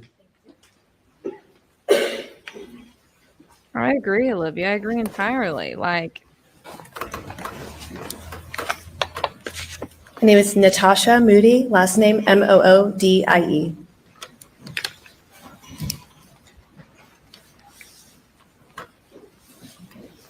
I spelled it with a Y on my paper. I'm sorry. It's okay. Miss Moody, where are you from? Jacksonville, Florida, And for whom do you work? Bank of America, NA. What do you do for Bank of America NA? I am a consumer resolution associate. Consumer Resolution Associate. What does a Consumer Resolution Associate do? I manage a portfolio of litigated matters. I appear on behalf of the bank for trials, depositions, mediations, and I also review our business records on a daily basis. Your business records. Were you asked to review business records for Bank of America NA in relation to this case? I did. I am showing you 3 items labeled for identification as State's Exhibit 415, 416, and 417. Do you recognize these items? I do. And how do you recognize them? I reviewed them and I also initialed them. And generally speaking, what are these items? These are documents for this case, opening account documents, monthly statements for various accounts, and copies of checks for this account, for various accounts. So are they bank records? Yes.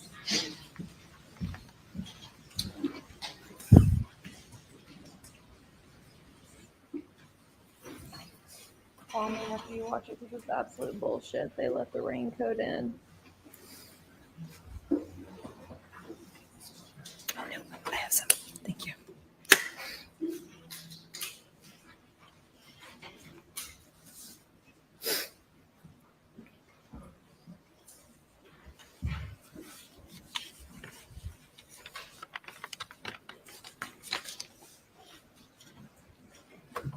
It's all over the place. Like the order in which the witnesses are being called, the way they're telling stuff, it is all over the place.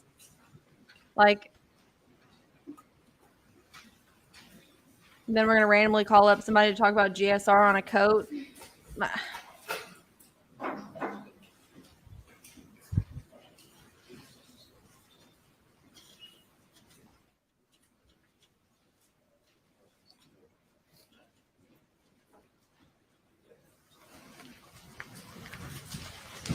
Your Honor, State moves to introduce Exhibits 415, 416, and 417 into evidence at this time, my understanding, with subject to any objections from Your Honor's previous ruling off today. Yes, sir. Ms. Hartford. Your Honor, may I confer with Mr. Murdaugh? Yes.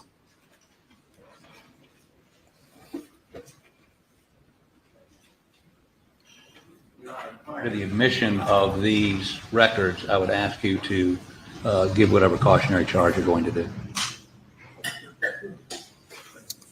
The jury should be All able right. to take I'm happy notes. to. They should have notepads that they leave there every night.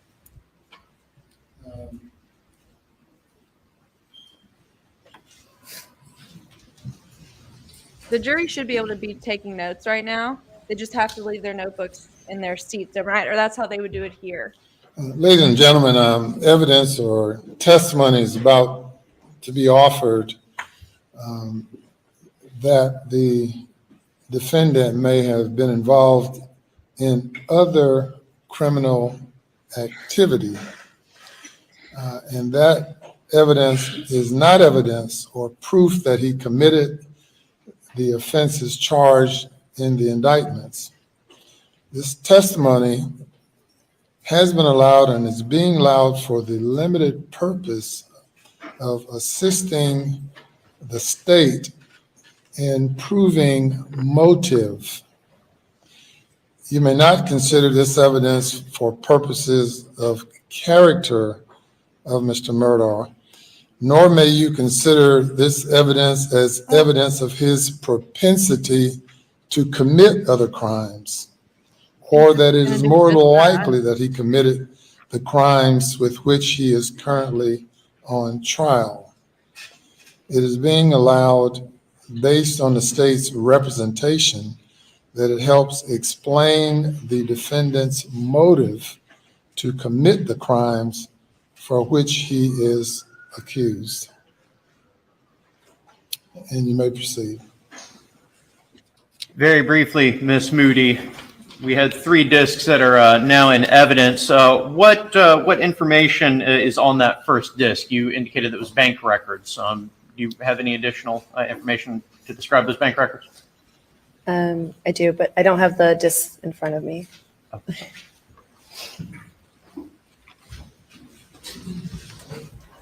Showing you State's Exhibit labeled 415. What records are on that disc? There are checking account ending, it involves checking accounts, and I can give you the last 4 digits of those. If you would, please. Checking account ending in the last 4 digits is 6779. It has account opening documents for that one. The next one is account ending in 7991, and those are account opening documents for that account. And then checking account ending in 7625, and that's account opening documents for that account, and then also monthly statements and supporting documents for all 3 accounts. Thank you. Now showing you State's Exhibit 416. What's on this disc? These are credit card ending in 9559. And those are monthly statements in that, and account opening application documents. State's Exhibit 417. What's on that disc?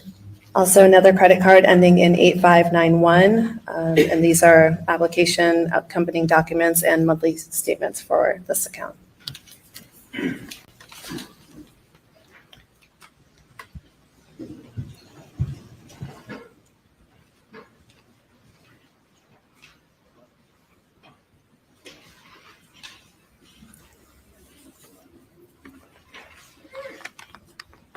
I don't believe these are in evidence, but we would not have any objection to them except as to our previously made objections. Yes, sir. State moves to admit these 3 exhibits.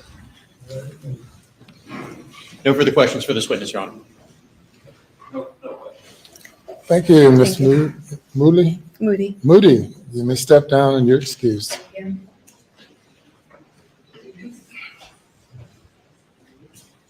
Let me call your next witness. Yes. Now call Jamie Hall.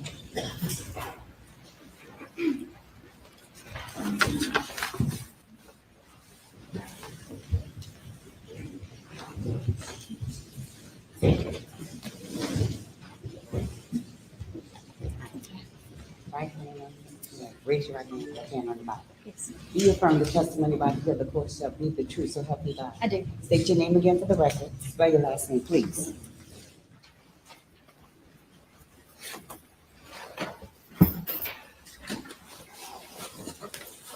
My name is Jamie Hall, Hall.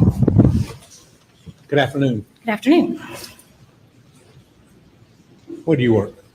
I'm currently employed at the West Columbia Police Department as an evidence custodian How long have you been there? since April of 2022. Will you please tell the ladies and gentlemen of this jury about Jamie Hall? So much of your background, as personal background as you want to, I'll leave that to you, but specifically your education and background that led you to law enforcement, please. Yes, sir. I grew up in the Midlands area of South Carolina. Upon graduating high school, I attended Clemson University and obtained my bachelor's of science degree in wildlife and fisheries biology. After that, I spent a couple years traveling and working some various jobs. I moved back to the area in 2013 and began looking to start a career and ended up at SLED in 2015 as an administrative assistant in the trace evidence department in the forensic services laboratory. I was an administrative assistant until 2017 when I became an evidence technician, a forensic technician too, in the trace evidence lab. When did you graduate Clemson? In 2010. Okay. So after you traveled some, you started working in SLED in what year?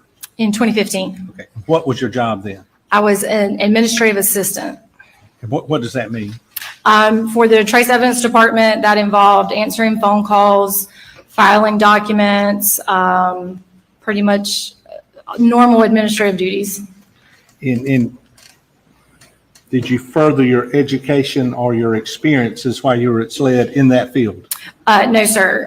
When I became the technician in 2017, that's when I began the in-house training for that career. Okay. Tell us about the in-house training when you became the forensic technician. Yeah, so that training involved oral and practical examinations in-house under the supervision of an analyst, in which I learned how to properly handle the evidence and process the evidence for potential GSR. I also oversaw some testimonies of some analysts to be familiar with courtroom policies as well. And I took some outside training from Hook College in Chicago as well. Hook College in Chicago? Hook, yes, sir. What was that training? It was training regarding the scanning electron microscope, which is used for GSR analysis. That's the acronym is SEM for that? The SEM, yes, sir. And when did you leave SLED? In March of 2022. Okay. And do you mind, you're working where now? At the West Columbia Police Department. West Columbia Police Department. And you are there what? Evidence custodian. Now, back in June of 2021, you were a forensic technician for SLED. Yes, sir. Special agent, forensic technician? No, sir. I was not considered an agent or considered law enforcement. I was just the forensic technician too. Okay. So then in June of 2021, what was your job on a day-to-day basis? My primary role in the trace evidence department as a forensic technician was to prepare evidence for GSR analysis. That includes GSR kits as well as inanimate objects that came in for potential GSR testing. And we're going to have Ms. Fletcher testify right after you, but what is a GSR kit? A GSR kit is an envelope that goes out to officers or investigators so that they can collect on scene from a potential suspect's hands. And it involves, it has all the items they need: gloves so that they can make sure they're not contaminating the subject's hand. And then the little vials that contain the GSR particle lifts with a double-sided adhesive that's used to dab across their hands to pick up any potential GSR. So those are kind of done in the field, if you will? Yes, sir. After a local law enforcement agency uses one of these kits, what happens to it? When they decide that they need it analyzed, they submit it to the laboratory. And then when it comes into the laboratory, I prepare it for analysis. So that involves me making sure it's been properly sealed and initialed, handled properly, the correct kit. There are a variety of kits out there. Our lab has particular kits that we accept. So I confirm that it is an acceptable kit. And I also confirm that it was collected within the allowed time frame. On a living person, we're touching things all the time and possibly contaminating or removing the GSR. So we do have a 6-hour time limit on kits collected from individuals. So if a kit comes into SLED or your possession, do you check to see if it was collected during that 6-hour time period? Yes, sir, I do. And how do you do that? We have what we call an information worksheet included in each GSR kit that the officer fills out that includes the time or the estimated time that the shooting occurred, as well as the time that the kit was collected.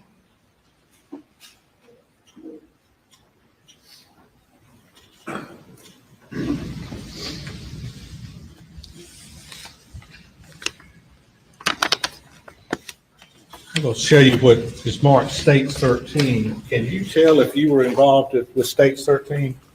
And if you can, how can you tell? Yes, sir. This has the unique SLED lab number and item number, and it also has my initials on the day that I processed it. 6821 JEH. Yes, sir. What's the E stand for? Elizabeth. Now, court, would you open this, please?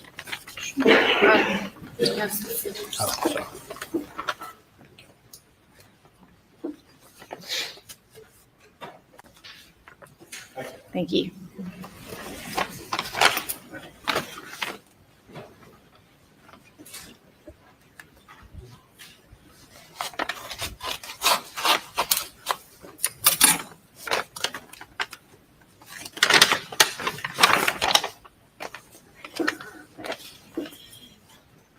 Did you examine stage 13? Yes, sir. Again, it also has my date and initials from the day that I processed it. Your initials again, JEH? Yes, sir. 6821? Yes, sir. And when you're processing this, tell us again, what are you looking to see? Whether it's what's done or not, or just tell us what you Okay. So for a GSR kit, I start by using what we call an inventory worksheet. And on that worksheet, what I'm doing is confirming the manufacturer of the kit as well as the lot number for the kit. They have lot numbers for quality control purposes to make sure they're not contaminated before they're used for collection. I'm confirming who the kit was collected from, that 6-hour time frame. And during that time, I also label the individual particle lifts inside with the unique lab number, item number, date and initials for control purposes. And I believe a sheet has been entered where Murdaugh collected this GSR kit from the defendant. Are you aware of that? Are you referring to the gunshot residue analysis information sheet? That's exactly what I'm referring to. Yes, sir. That's what I would have used to confirm the 6-hour time frame. And it's in evidence already. I'm not sure exactly what number, but do you have that copy? Yes, sir, I do. Okay. And this is already, if you'll trust me, this has already been entered into evidence. Did you use this in examining, determining whether this was collected properly? Yes, sir, I did. It also has my date and initials on it. So using the form, show these ladies and gentlemen what you did. How you came up and. There's a section here at the bottom. So we have the subject's name from whom it was collected. And who is that? This one says Richard Alexander Murdaugh. Okay. As well as the time and date the shooting occurred, 6/7/21, 10 p.m. And that's information that's gathered at the scene from somebody, right? Yes, sir. Okay. This particular kit says that it was filled out by collecting officer Brian Vandor. Sorry if I messed that up. Good enough. Okay. And then at the bottom, the collecting officer has also signed and dated that it was collected at 6/7/21 at 11:15 p.m. And would that 11:15 fit in the time period where you're saying, okay, well, I can pass this on to be analyzed? Yes, sir. It's an hour and 15 minutes. And so, not taking away from what's your job at all, but one of your jobs is to make sure that's done correctly? Yes, sir. And then do you inspect the vials, if you will, to make Yes, sure? sir. I make sure that there's nothing out of the ordinary with them. Occasionally, you might would have a little crack in the vial, but I've never had anything damaged. So in your opinion, these were collected properly and you passed them on for analysis? To the best of my knowledge, yes, sir.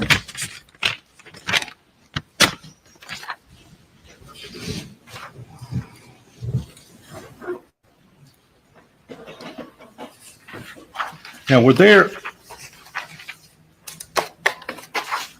let me ask you this much. Local agencies that you examine items for potential evidence, in this case, gunshot residue, how do they get to the lab? Typically, the officers from the local agency submit them through our evidence control department.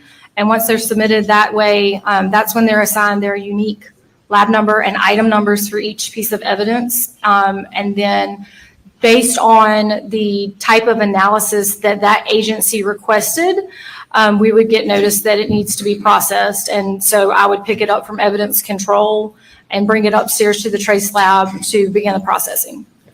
And is all that documented from local agency to y'all and where it goes from there? I can't attest to what the outside agencies do. I believe it probably varies agency to agency. But once it's been logged into our system downstairs, it is tracked throughout the laboratory for every hand that touches it.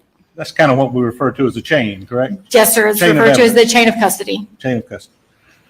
Now, did you have some other items of potential evidence in this case that you examined? Yes, sir. I had several other items. Okay.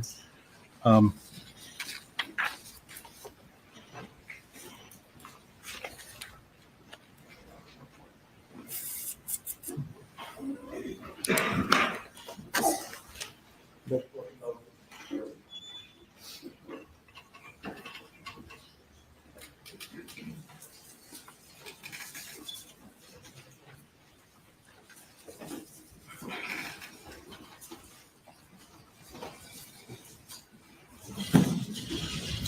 I'm going to show you what's marked states 418.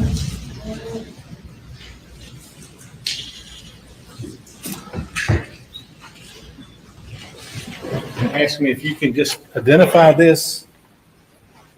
That's all, and does it relate to your testimony?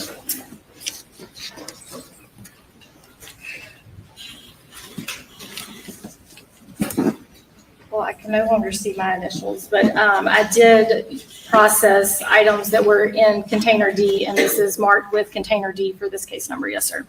And would you open it up then to see if you Yes. can further find your mark with the court's permission?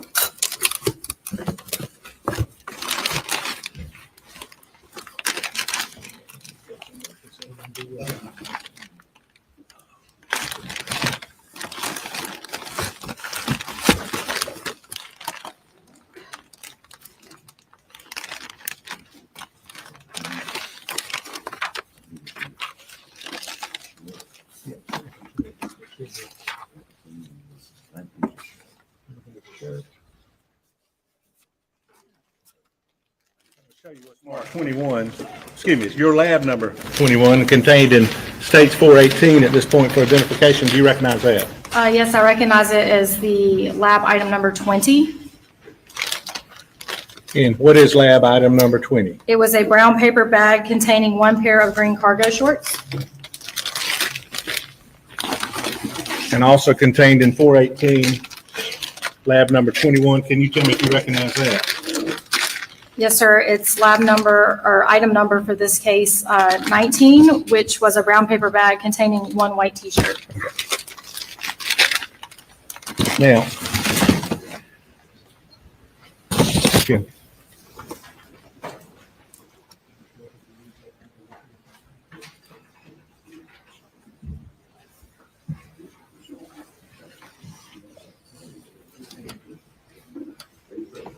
I don't have an objection for it. You're on all 418 without objection. Without objection. You're admitted. I'm going to show you what.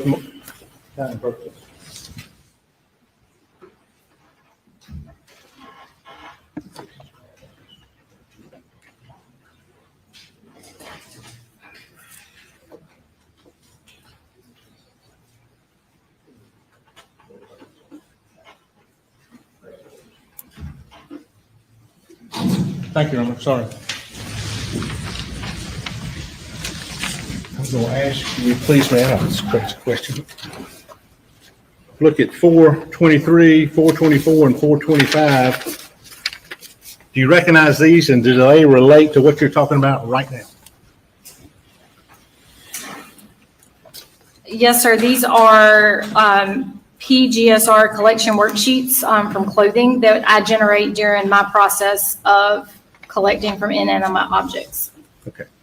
Inanimate objects. Yes, sir. Okay. Now, let's start with The shirt, 423. Yes, It's in sir. evidence. Tell these folks what you did with the shirt. So anytime we're processing clothing or an inanimate object in the lab, we start by making sure everything's been thoroughly cleaned. And we also place down parchment paper to just as an extra check and balance to make sure there's nothing contaminating the evidence. We also place what we call a clothing blank out onto the table where we are processing. That's just another one of those double-sided adhesive stubs, and it's left open and exposed to the environment to make sure there's no contamination in the environment. That's how I start all of my clothing. Then I confirm that everything is adequately sealed and documented, and I open my items and lay them out on the parchment paper. I photograph items, and then I do label those items for identification later if needed. And then I will sample the clothing item closest in the areas that would be closest to the discharge of the firearm. So in this case, we're talking about a t-shirt. So I will sample the right chest and sleeve area together and the left chest and left sleeve together. So if you want to draw a line down your midline for right and left, and then we typically go down to just below the chest area. And is that what you do with every shirt? Yes, sir. If it's a long sleeve garment, I would typically use a separate particle lift for the chest area and the arms, just because the adhesive doesn't last quite as long. And if you said this, I apologize, I'm tired. Why are you doing those areas? It's closest to the discharge of a firearm. Potential discharge, so that's where you test. Yes, sir. Well, looking at the shirt, look 418, the shirt that's contained in here. Or shotgun. Which one's the shirt? 19. 19? Yes, sir. I think they're large weapons. Before you get to doing the particle list, what's the first thing you do? I confirm what the item is and that it's properly sealed and initialed. Do you open it? After I clean, I open it. Yes, sir. And do you make observations of items when you first open it? Yes, sir. Anything that seems out of the ordinary for any item is documented on the worksheet in the comments section. And you have a comment section. That's where you put your thoughts, right? Yes, sir. Anything that may, again, be out of the ordinary or affect the analysis later.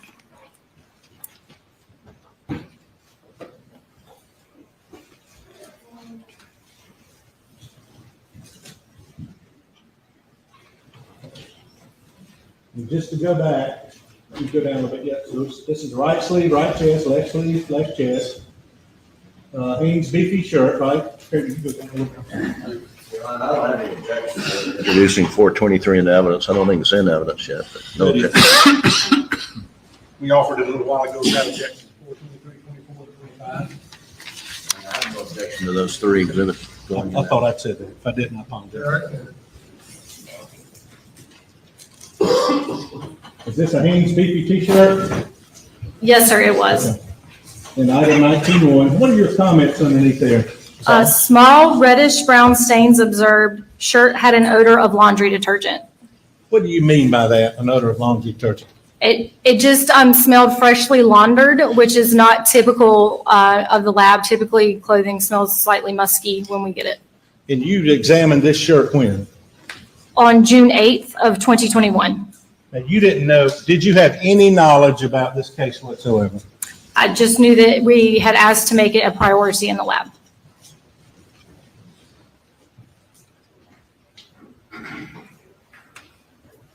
And you attempted to collect particle lists from that shirt? I did collect particle lists from the shirt. Yes, sir. Next, states 425. Sorry, we're out of order here.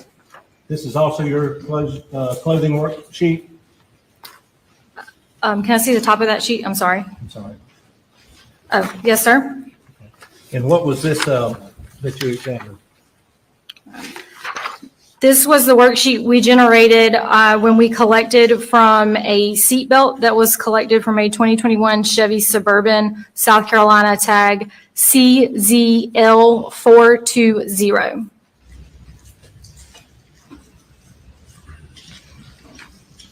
I think we have it marked for ID only.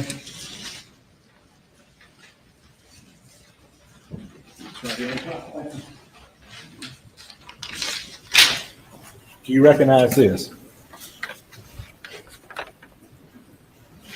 Strike that, I'm sorry.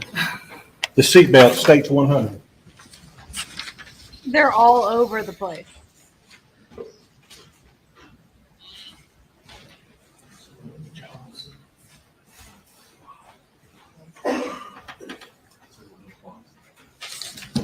Thank you to everybody.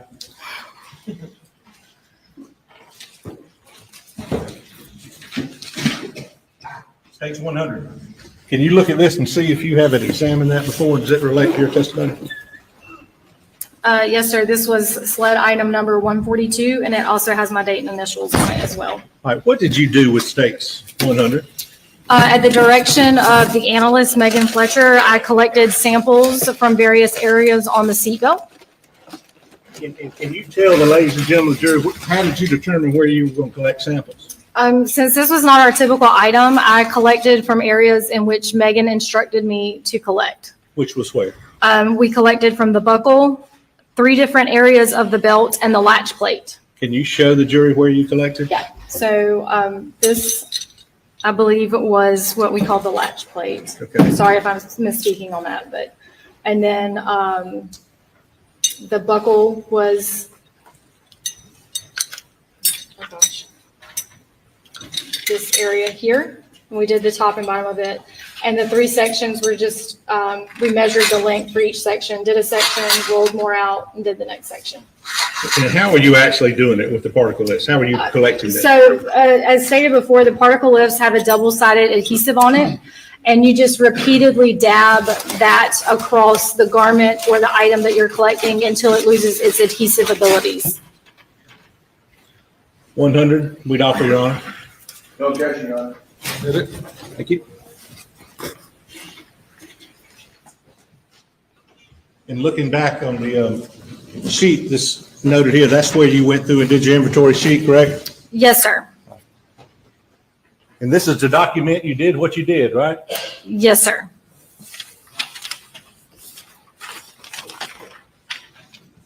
Now, did you also have occasion to examine the pants in this case? It's already, I believe, in evidence. I did collect from some cargo shorts. And those were also included on what I just took down off the OMO, but can you tell the folks where you collected or tried to collect lifts off the cargo shorts and why you collected in those areas? Yes, sir. For any type of pants or shorts, we always collect from the right groin and the left groin area. Again, that's the area that's closest to the discharge of a firearm. And that's standard. That's what you do. That is standard practice.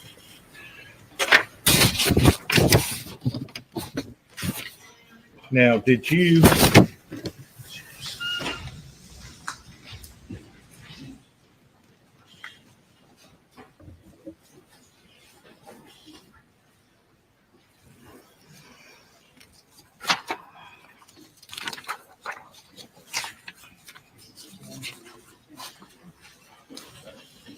I would prefer if she were wearing gloves as well as everyone else that handles the evidence, but I Is digress. that correct, Mr. Griffin? Yes, Your Honor. Is that noted?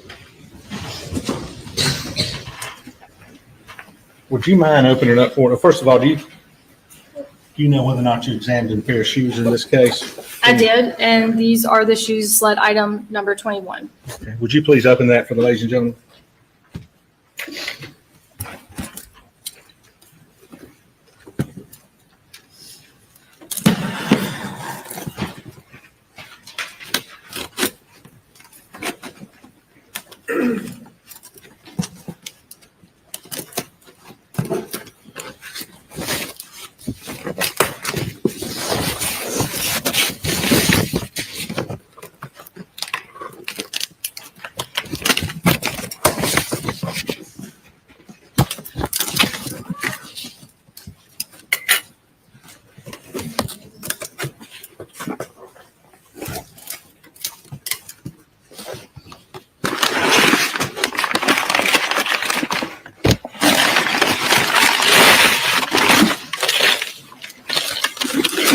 Yeah, it's gonna be a lot of stuff on it.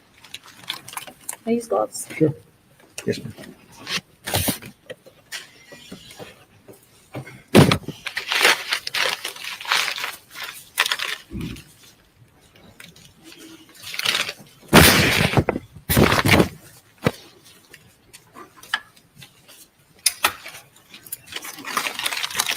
Before you cutting that, do you see JEH on here?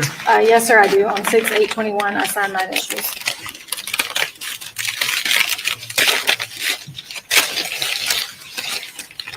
What is all that right there? I believe it's yard debris. What permits us to dump this right here, or can I get a trash can?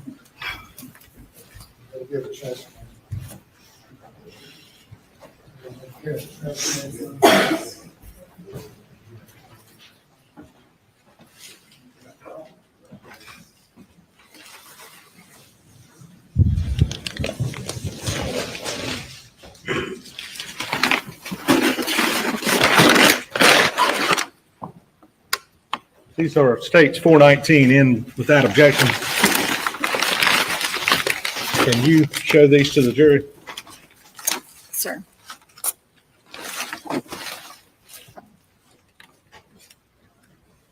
Show the jury what you, I'll hold them. Show the jury what you, So with shoes, when we collect from them, we're going to collect again to the area that would be closest to the discharge of the firearm, so the front of the shoe. So in this case, I would do the area where the laces would typically be and the front toe. Depending on how well the adhesive continues, it will depend on how far back I go, but I start with the toe and then work my area down the sides. is this the condition they were when you saw them on June 8th, 2021? There was more grassy type material on them when I had them.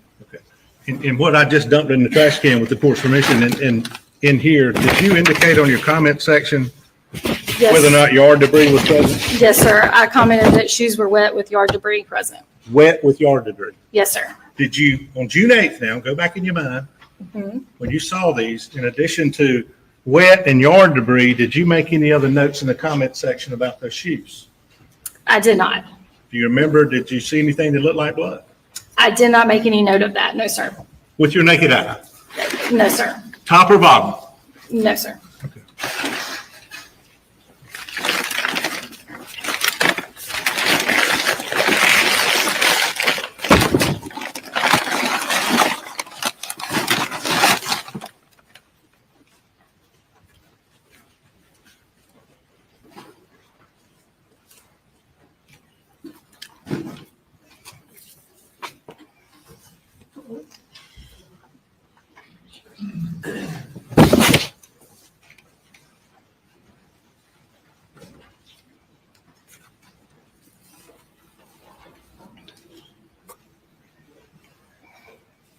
Did you have any other items that you examined that were presented to you for examination either by yourself or with Megan Fletcher? Yes, sir.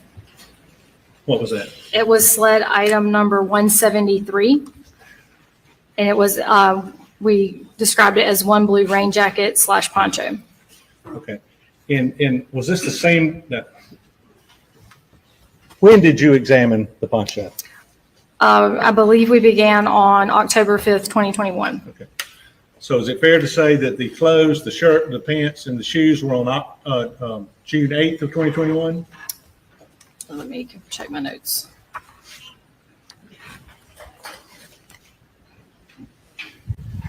Yes, sir, that's correct. June 8th of 2021. And I didn't ask you this, and I apologize. When did you examine the belt, the seat belt?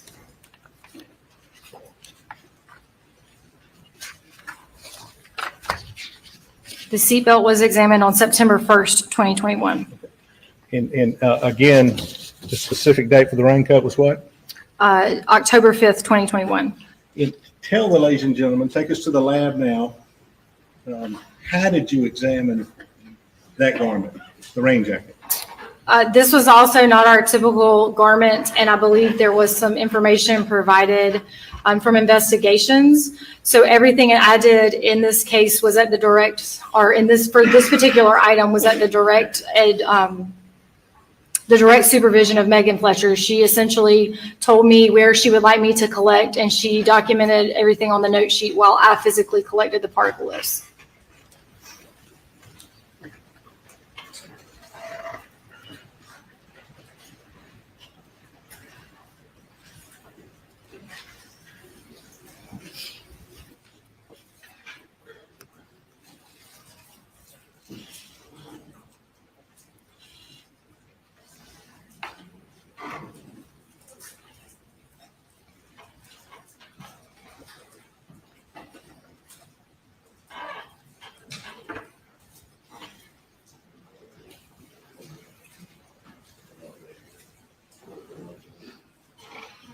420 and 427 without objection. Is that correct? That's correct, Your Honor. They're admitted. And Your Honor, 421 are the particle lists from the rain jacket, and I believe there's no objection except the further the objection they made previously. No additional objection, 421. They're admitted. So let me go back in time real quick. Are these the particle lifts you took from the seatbelt? 427? Yes, sir. My initials are also on each individual stub. And that's sort of like the officer has in the scene. You're now doing it in the lab, taking particle lifts, right? Correct.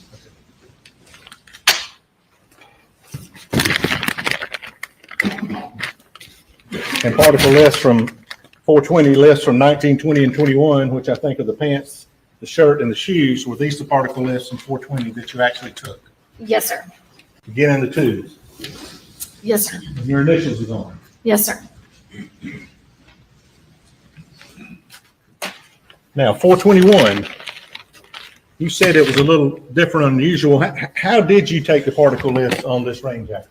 I believe everything was considered in Megan's custody while I was doing the collection, and then it was transferred directly to my custody when I carbon coated the particle lifts. That's just a process where a thin layer of carbon is added. It allows the analyst to get better images on the instrument. It doesn't do anything to add or remove GFSR. It just simply adds a very thin layer of carbon. So it was in my custody at that time, but prior to that, it was in Megan's custody. Okay.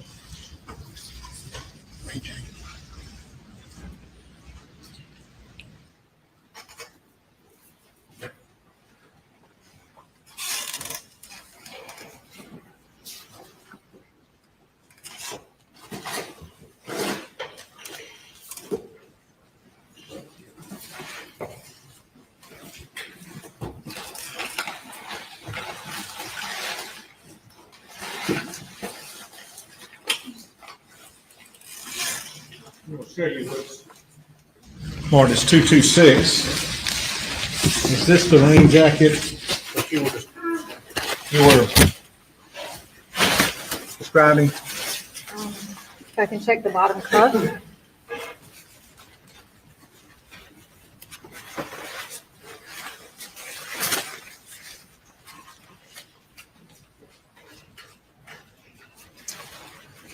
Yes, sir. The date and my initials are here in the bottom cuff. So you looked at this rain jacket, Yes, sir, I did. and Megan Fletcher was with you. Yes, sir. And tell the ladies and gentlemen, how did you process? Where did you attempt to get particle lifts? Basically, the entire garment. We marked it off in different sections, again, where Megan advised me to collect from, and I repeatedly dabbed the particle lift across each section until it lost adhesive. These particle lifts? Yes, sir. You dabbed each of one of these? Yes, sir. Okay. And what are these little things on here? These tape or the? I'm not sure what those are. Now you did the outside of this garment. Correct. Did you do anything else to it? We also sampled the inside of this garment as well. So you actually turned it inside out and took samples from the inside. That's correct. Megan Fletcher was with you. Yes, sir. What about the hood? Did you test it or take samples from the outside of the hood? Yes, sir, we did. Did you take samples from the inside of the hood? Yes, sir, we did.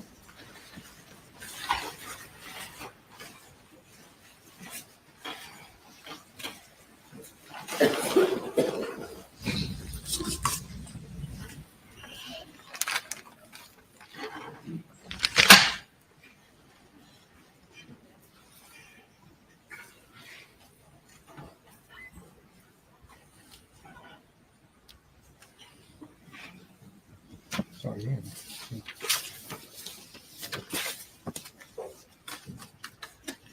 Beg the court's indulgence.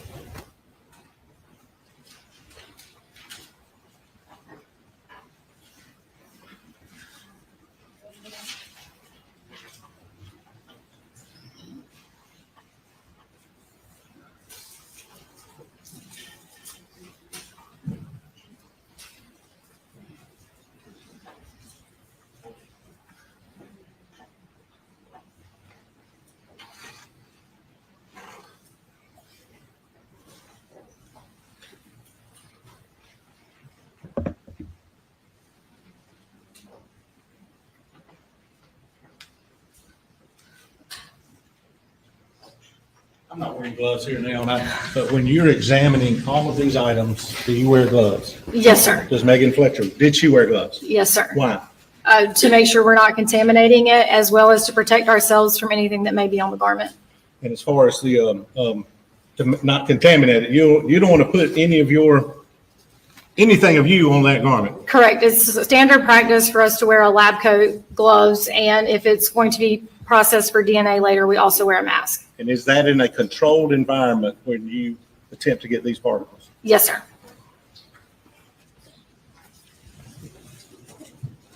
Thank you, Judge. That's all. My defense. Yes, Your Honor, thank you.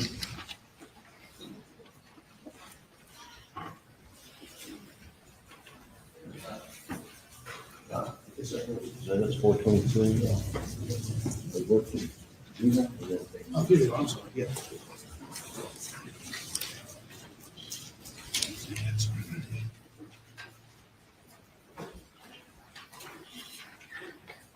Good afternoon, Ms. Hall. Good afternoon. You said if you're going to do DNA testing, you wear a mask. Yes, sir. Did you wear a mask? Yes, sir, I did. So, to your knowledge, were some of these items processed for DNA after the GSR processing? It was my understanding that they had the potential for DNA analysis. Yes, sir. Okay. Now, let's just talk about how you go about sampling for GSR. And you talked about the shirt, and you said you would do the chest and sleeve on either side. How does that work? Do you lay the shirt out on a table? Yes, sir. So as I stated, the table is thoroughly cleaned, and then we place down parchment paper as well, sterile parchment paper, and lay the garment out on that so that we can access all the areas.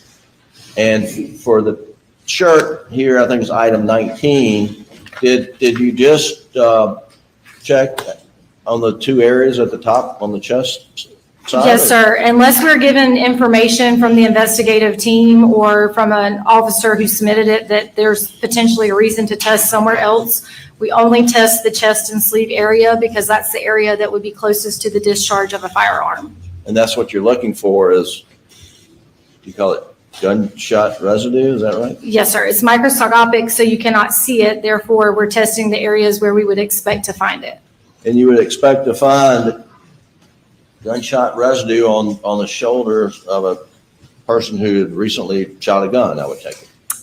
Yes, sir. That's what you're looking for. That's what we're trying to find out, yes. Right. And then you did some GSR testing of a seatbelt assembly and buckle and whatnot, correct? Correct.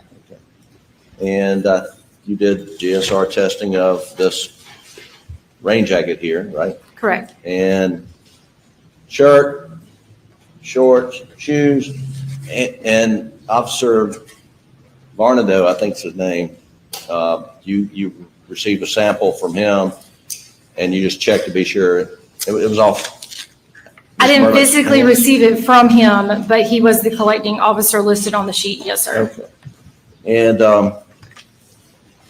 And so he would have taken the sample, or whoever did it would have taken it from Mr. Murdaugh. And that would be item number 18, I believe. Slide item 18, yes, sir. And those are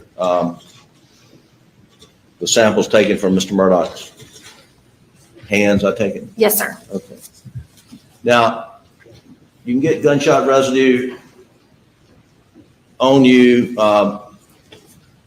by just simply picking up a firearm, can you not?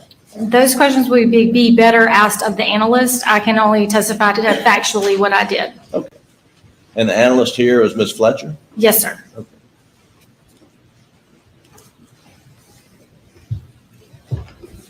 Let me ask you to take a look at your worksheet, which is in evidence 423.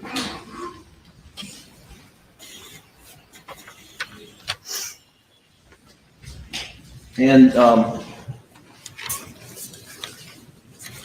do you have that up there? Yes, sir.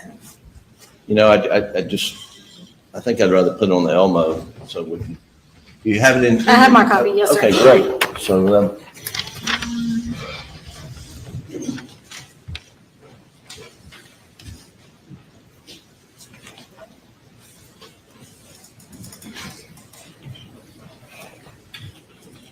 All right, yeah, go to the top. Okay, let's stop right there. Agent Hall, it says that this was a brand Hanes beefy t-shirt Yes, sir. and then particle lifts, right sleeve, right chest, left sleeve, left chest, correct? Correct. And it says description, paper bag containing one white t-shirt. Is that right? That's correct. And and Doug, if you'll go up, down a little bit more, okay. And then there it says, comment, small reddish brown stains observed.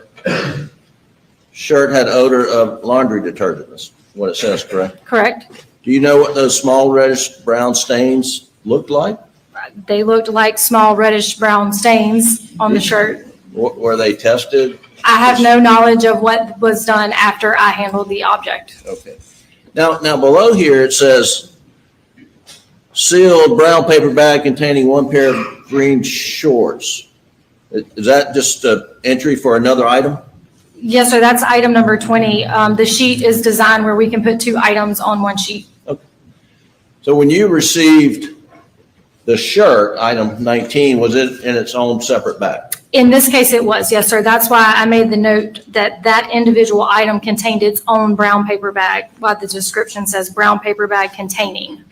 Okay. And the shorts, those are green cargo shorts. And again, you lifted, it says right groin, left groin. Correct. And it's just on the inside of the pants leg or? Well, it's on the outside of the garment, down to, a reasonable distance, depending on the type of fabric, could depend on how much adhesive it has, depending on how large the garment is from the person. A small garment versus a 3XL is completely different. It depends on how far I can go down on the garment. And to do this, you take a sticky something or another? It's a double-sided adhesive on an aluminum stub within those little vials. The bottom has a holder for that, and then we grip it by the bottom and repeatedly dab it across the garment. Until it loses its stickiness. Correct. And then, do you do one vial per area or multiple vials? It's 1 vial per area listed. If for some reason I needed to use an extra vial or an additional vial, that would have had its own listing on the worksheet. Okay.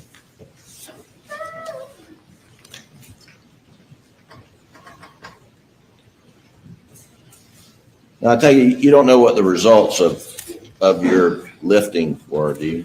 No, sir, I do not.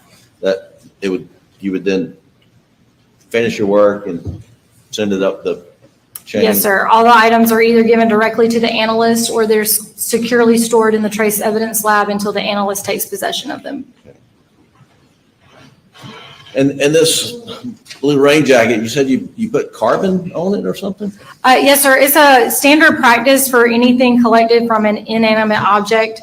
We typically get a lot of debris, sand, dirt, or fibers, typically from clothing, and that can cause it to be a little bit more difficult on the instrument for them to get pictures of the particles. So the carbon just allows them to get a better picture of the a better picture of the particles when they do their analysis, but it does not do anything to add or remove GSR. So you put the carbon down before you use your sticky thing? No, sir, that process happens after the collection. Okay. So it goes into a small device, and there's little rods of carbon that are rubbed against each other inside of the instrument to put the layer of carbon onto it. I see. But you're not putting carbon on the garment? No, sir. Got it. Okay.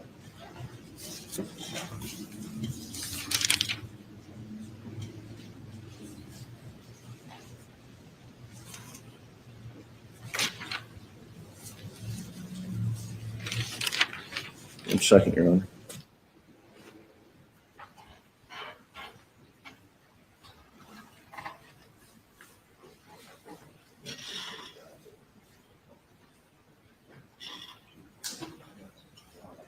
They really are all. Ms. Hall, are you involved in any way with DNA processing?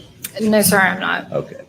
And so you don't know whether any of the items were processed for DNA? I have no knowledge of where the items went after they left my department. Okay, thank you so much. You're welcome. No, sir. Thank you. Thank you. You may step down.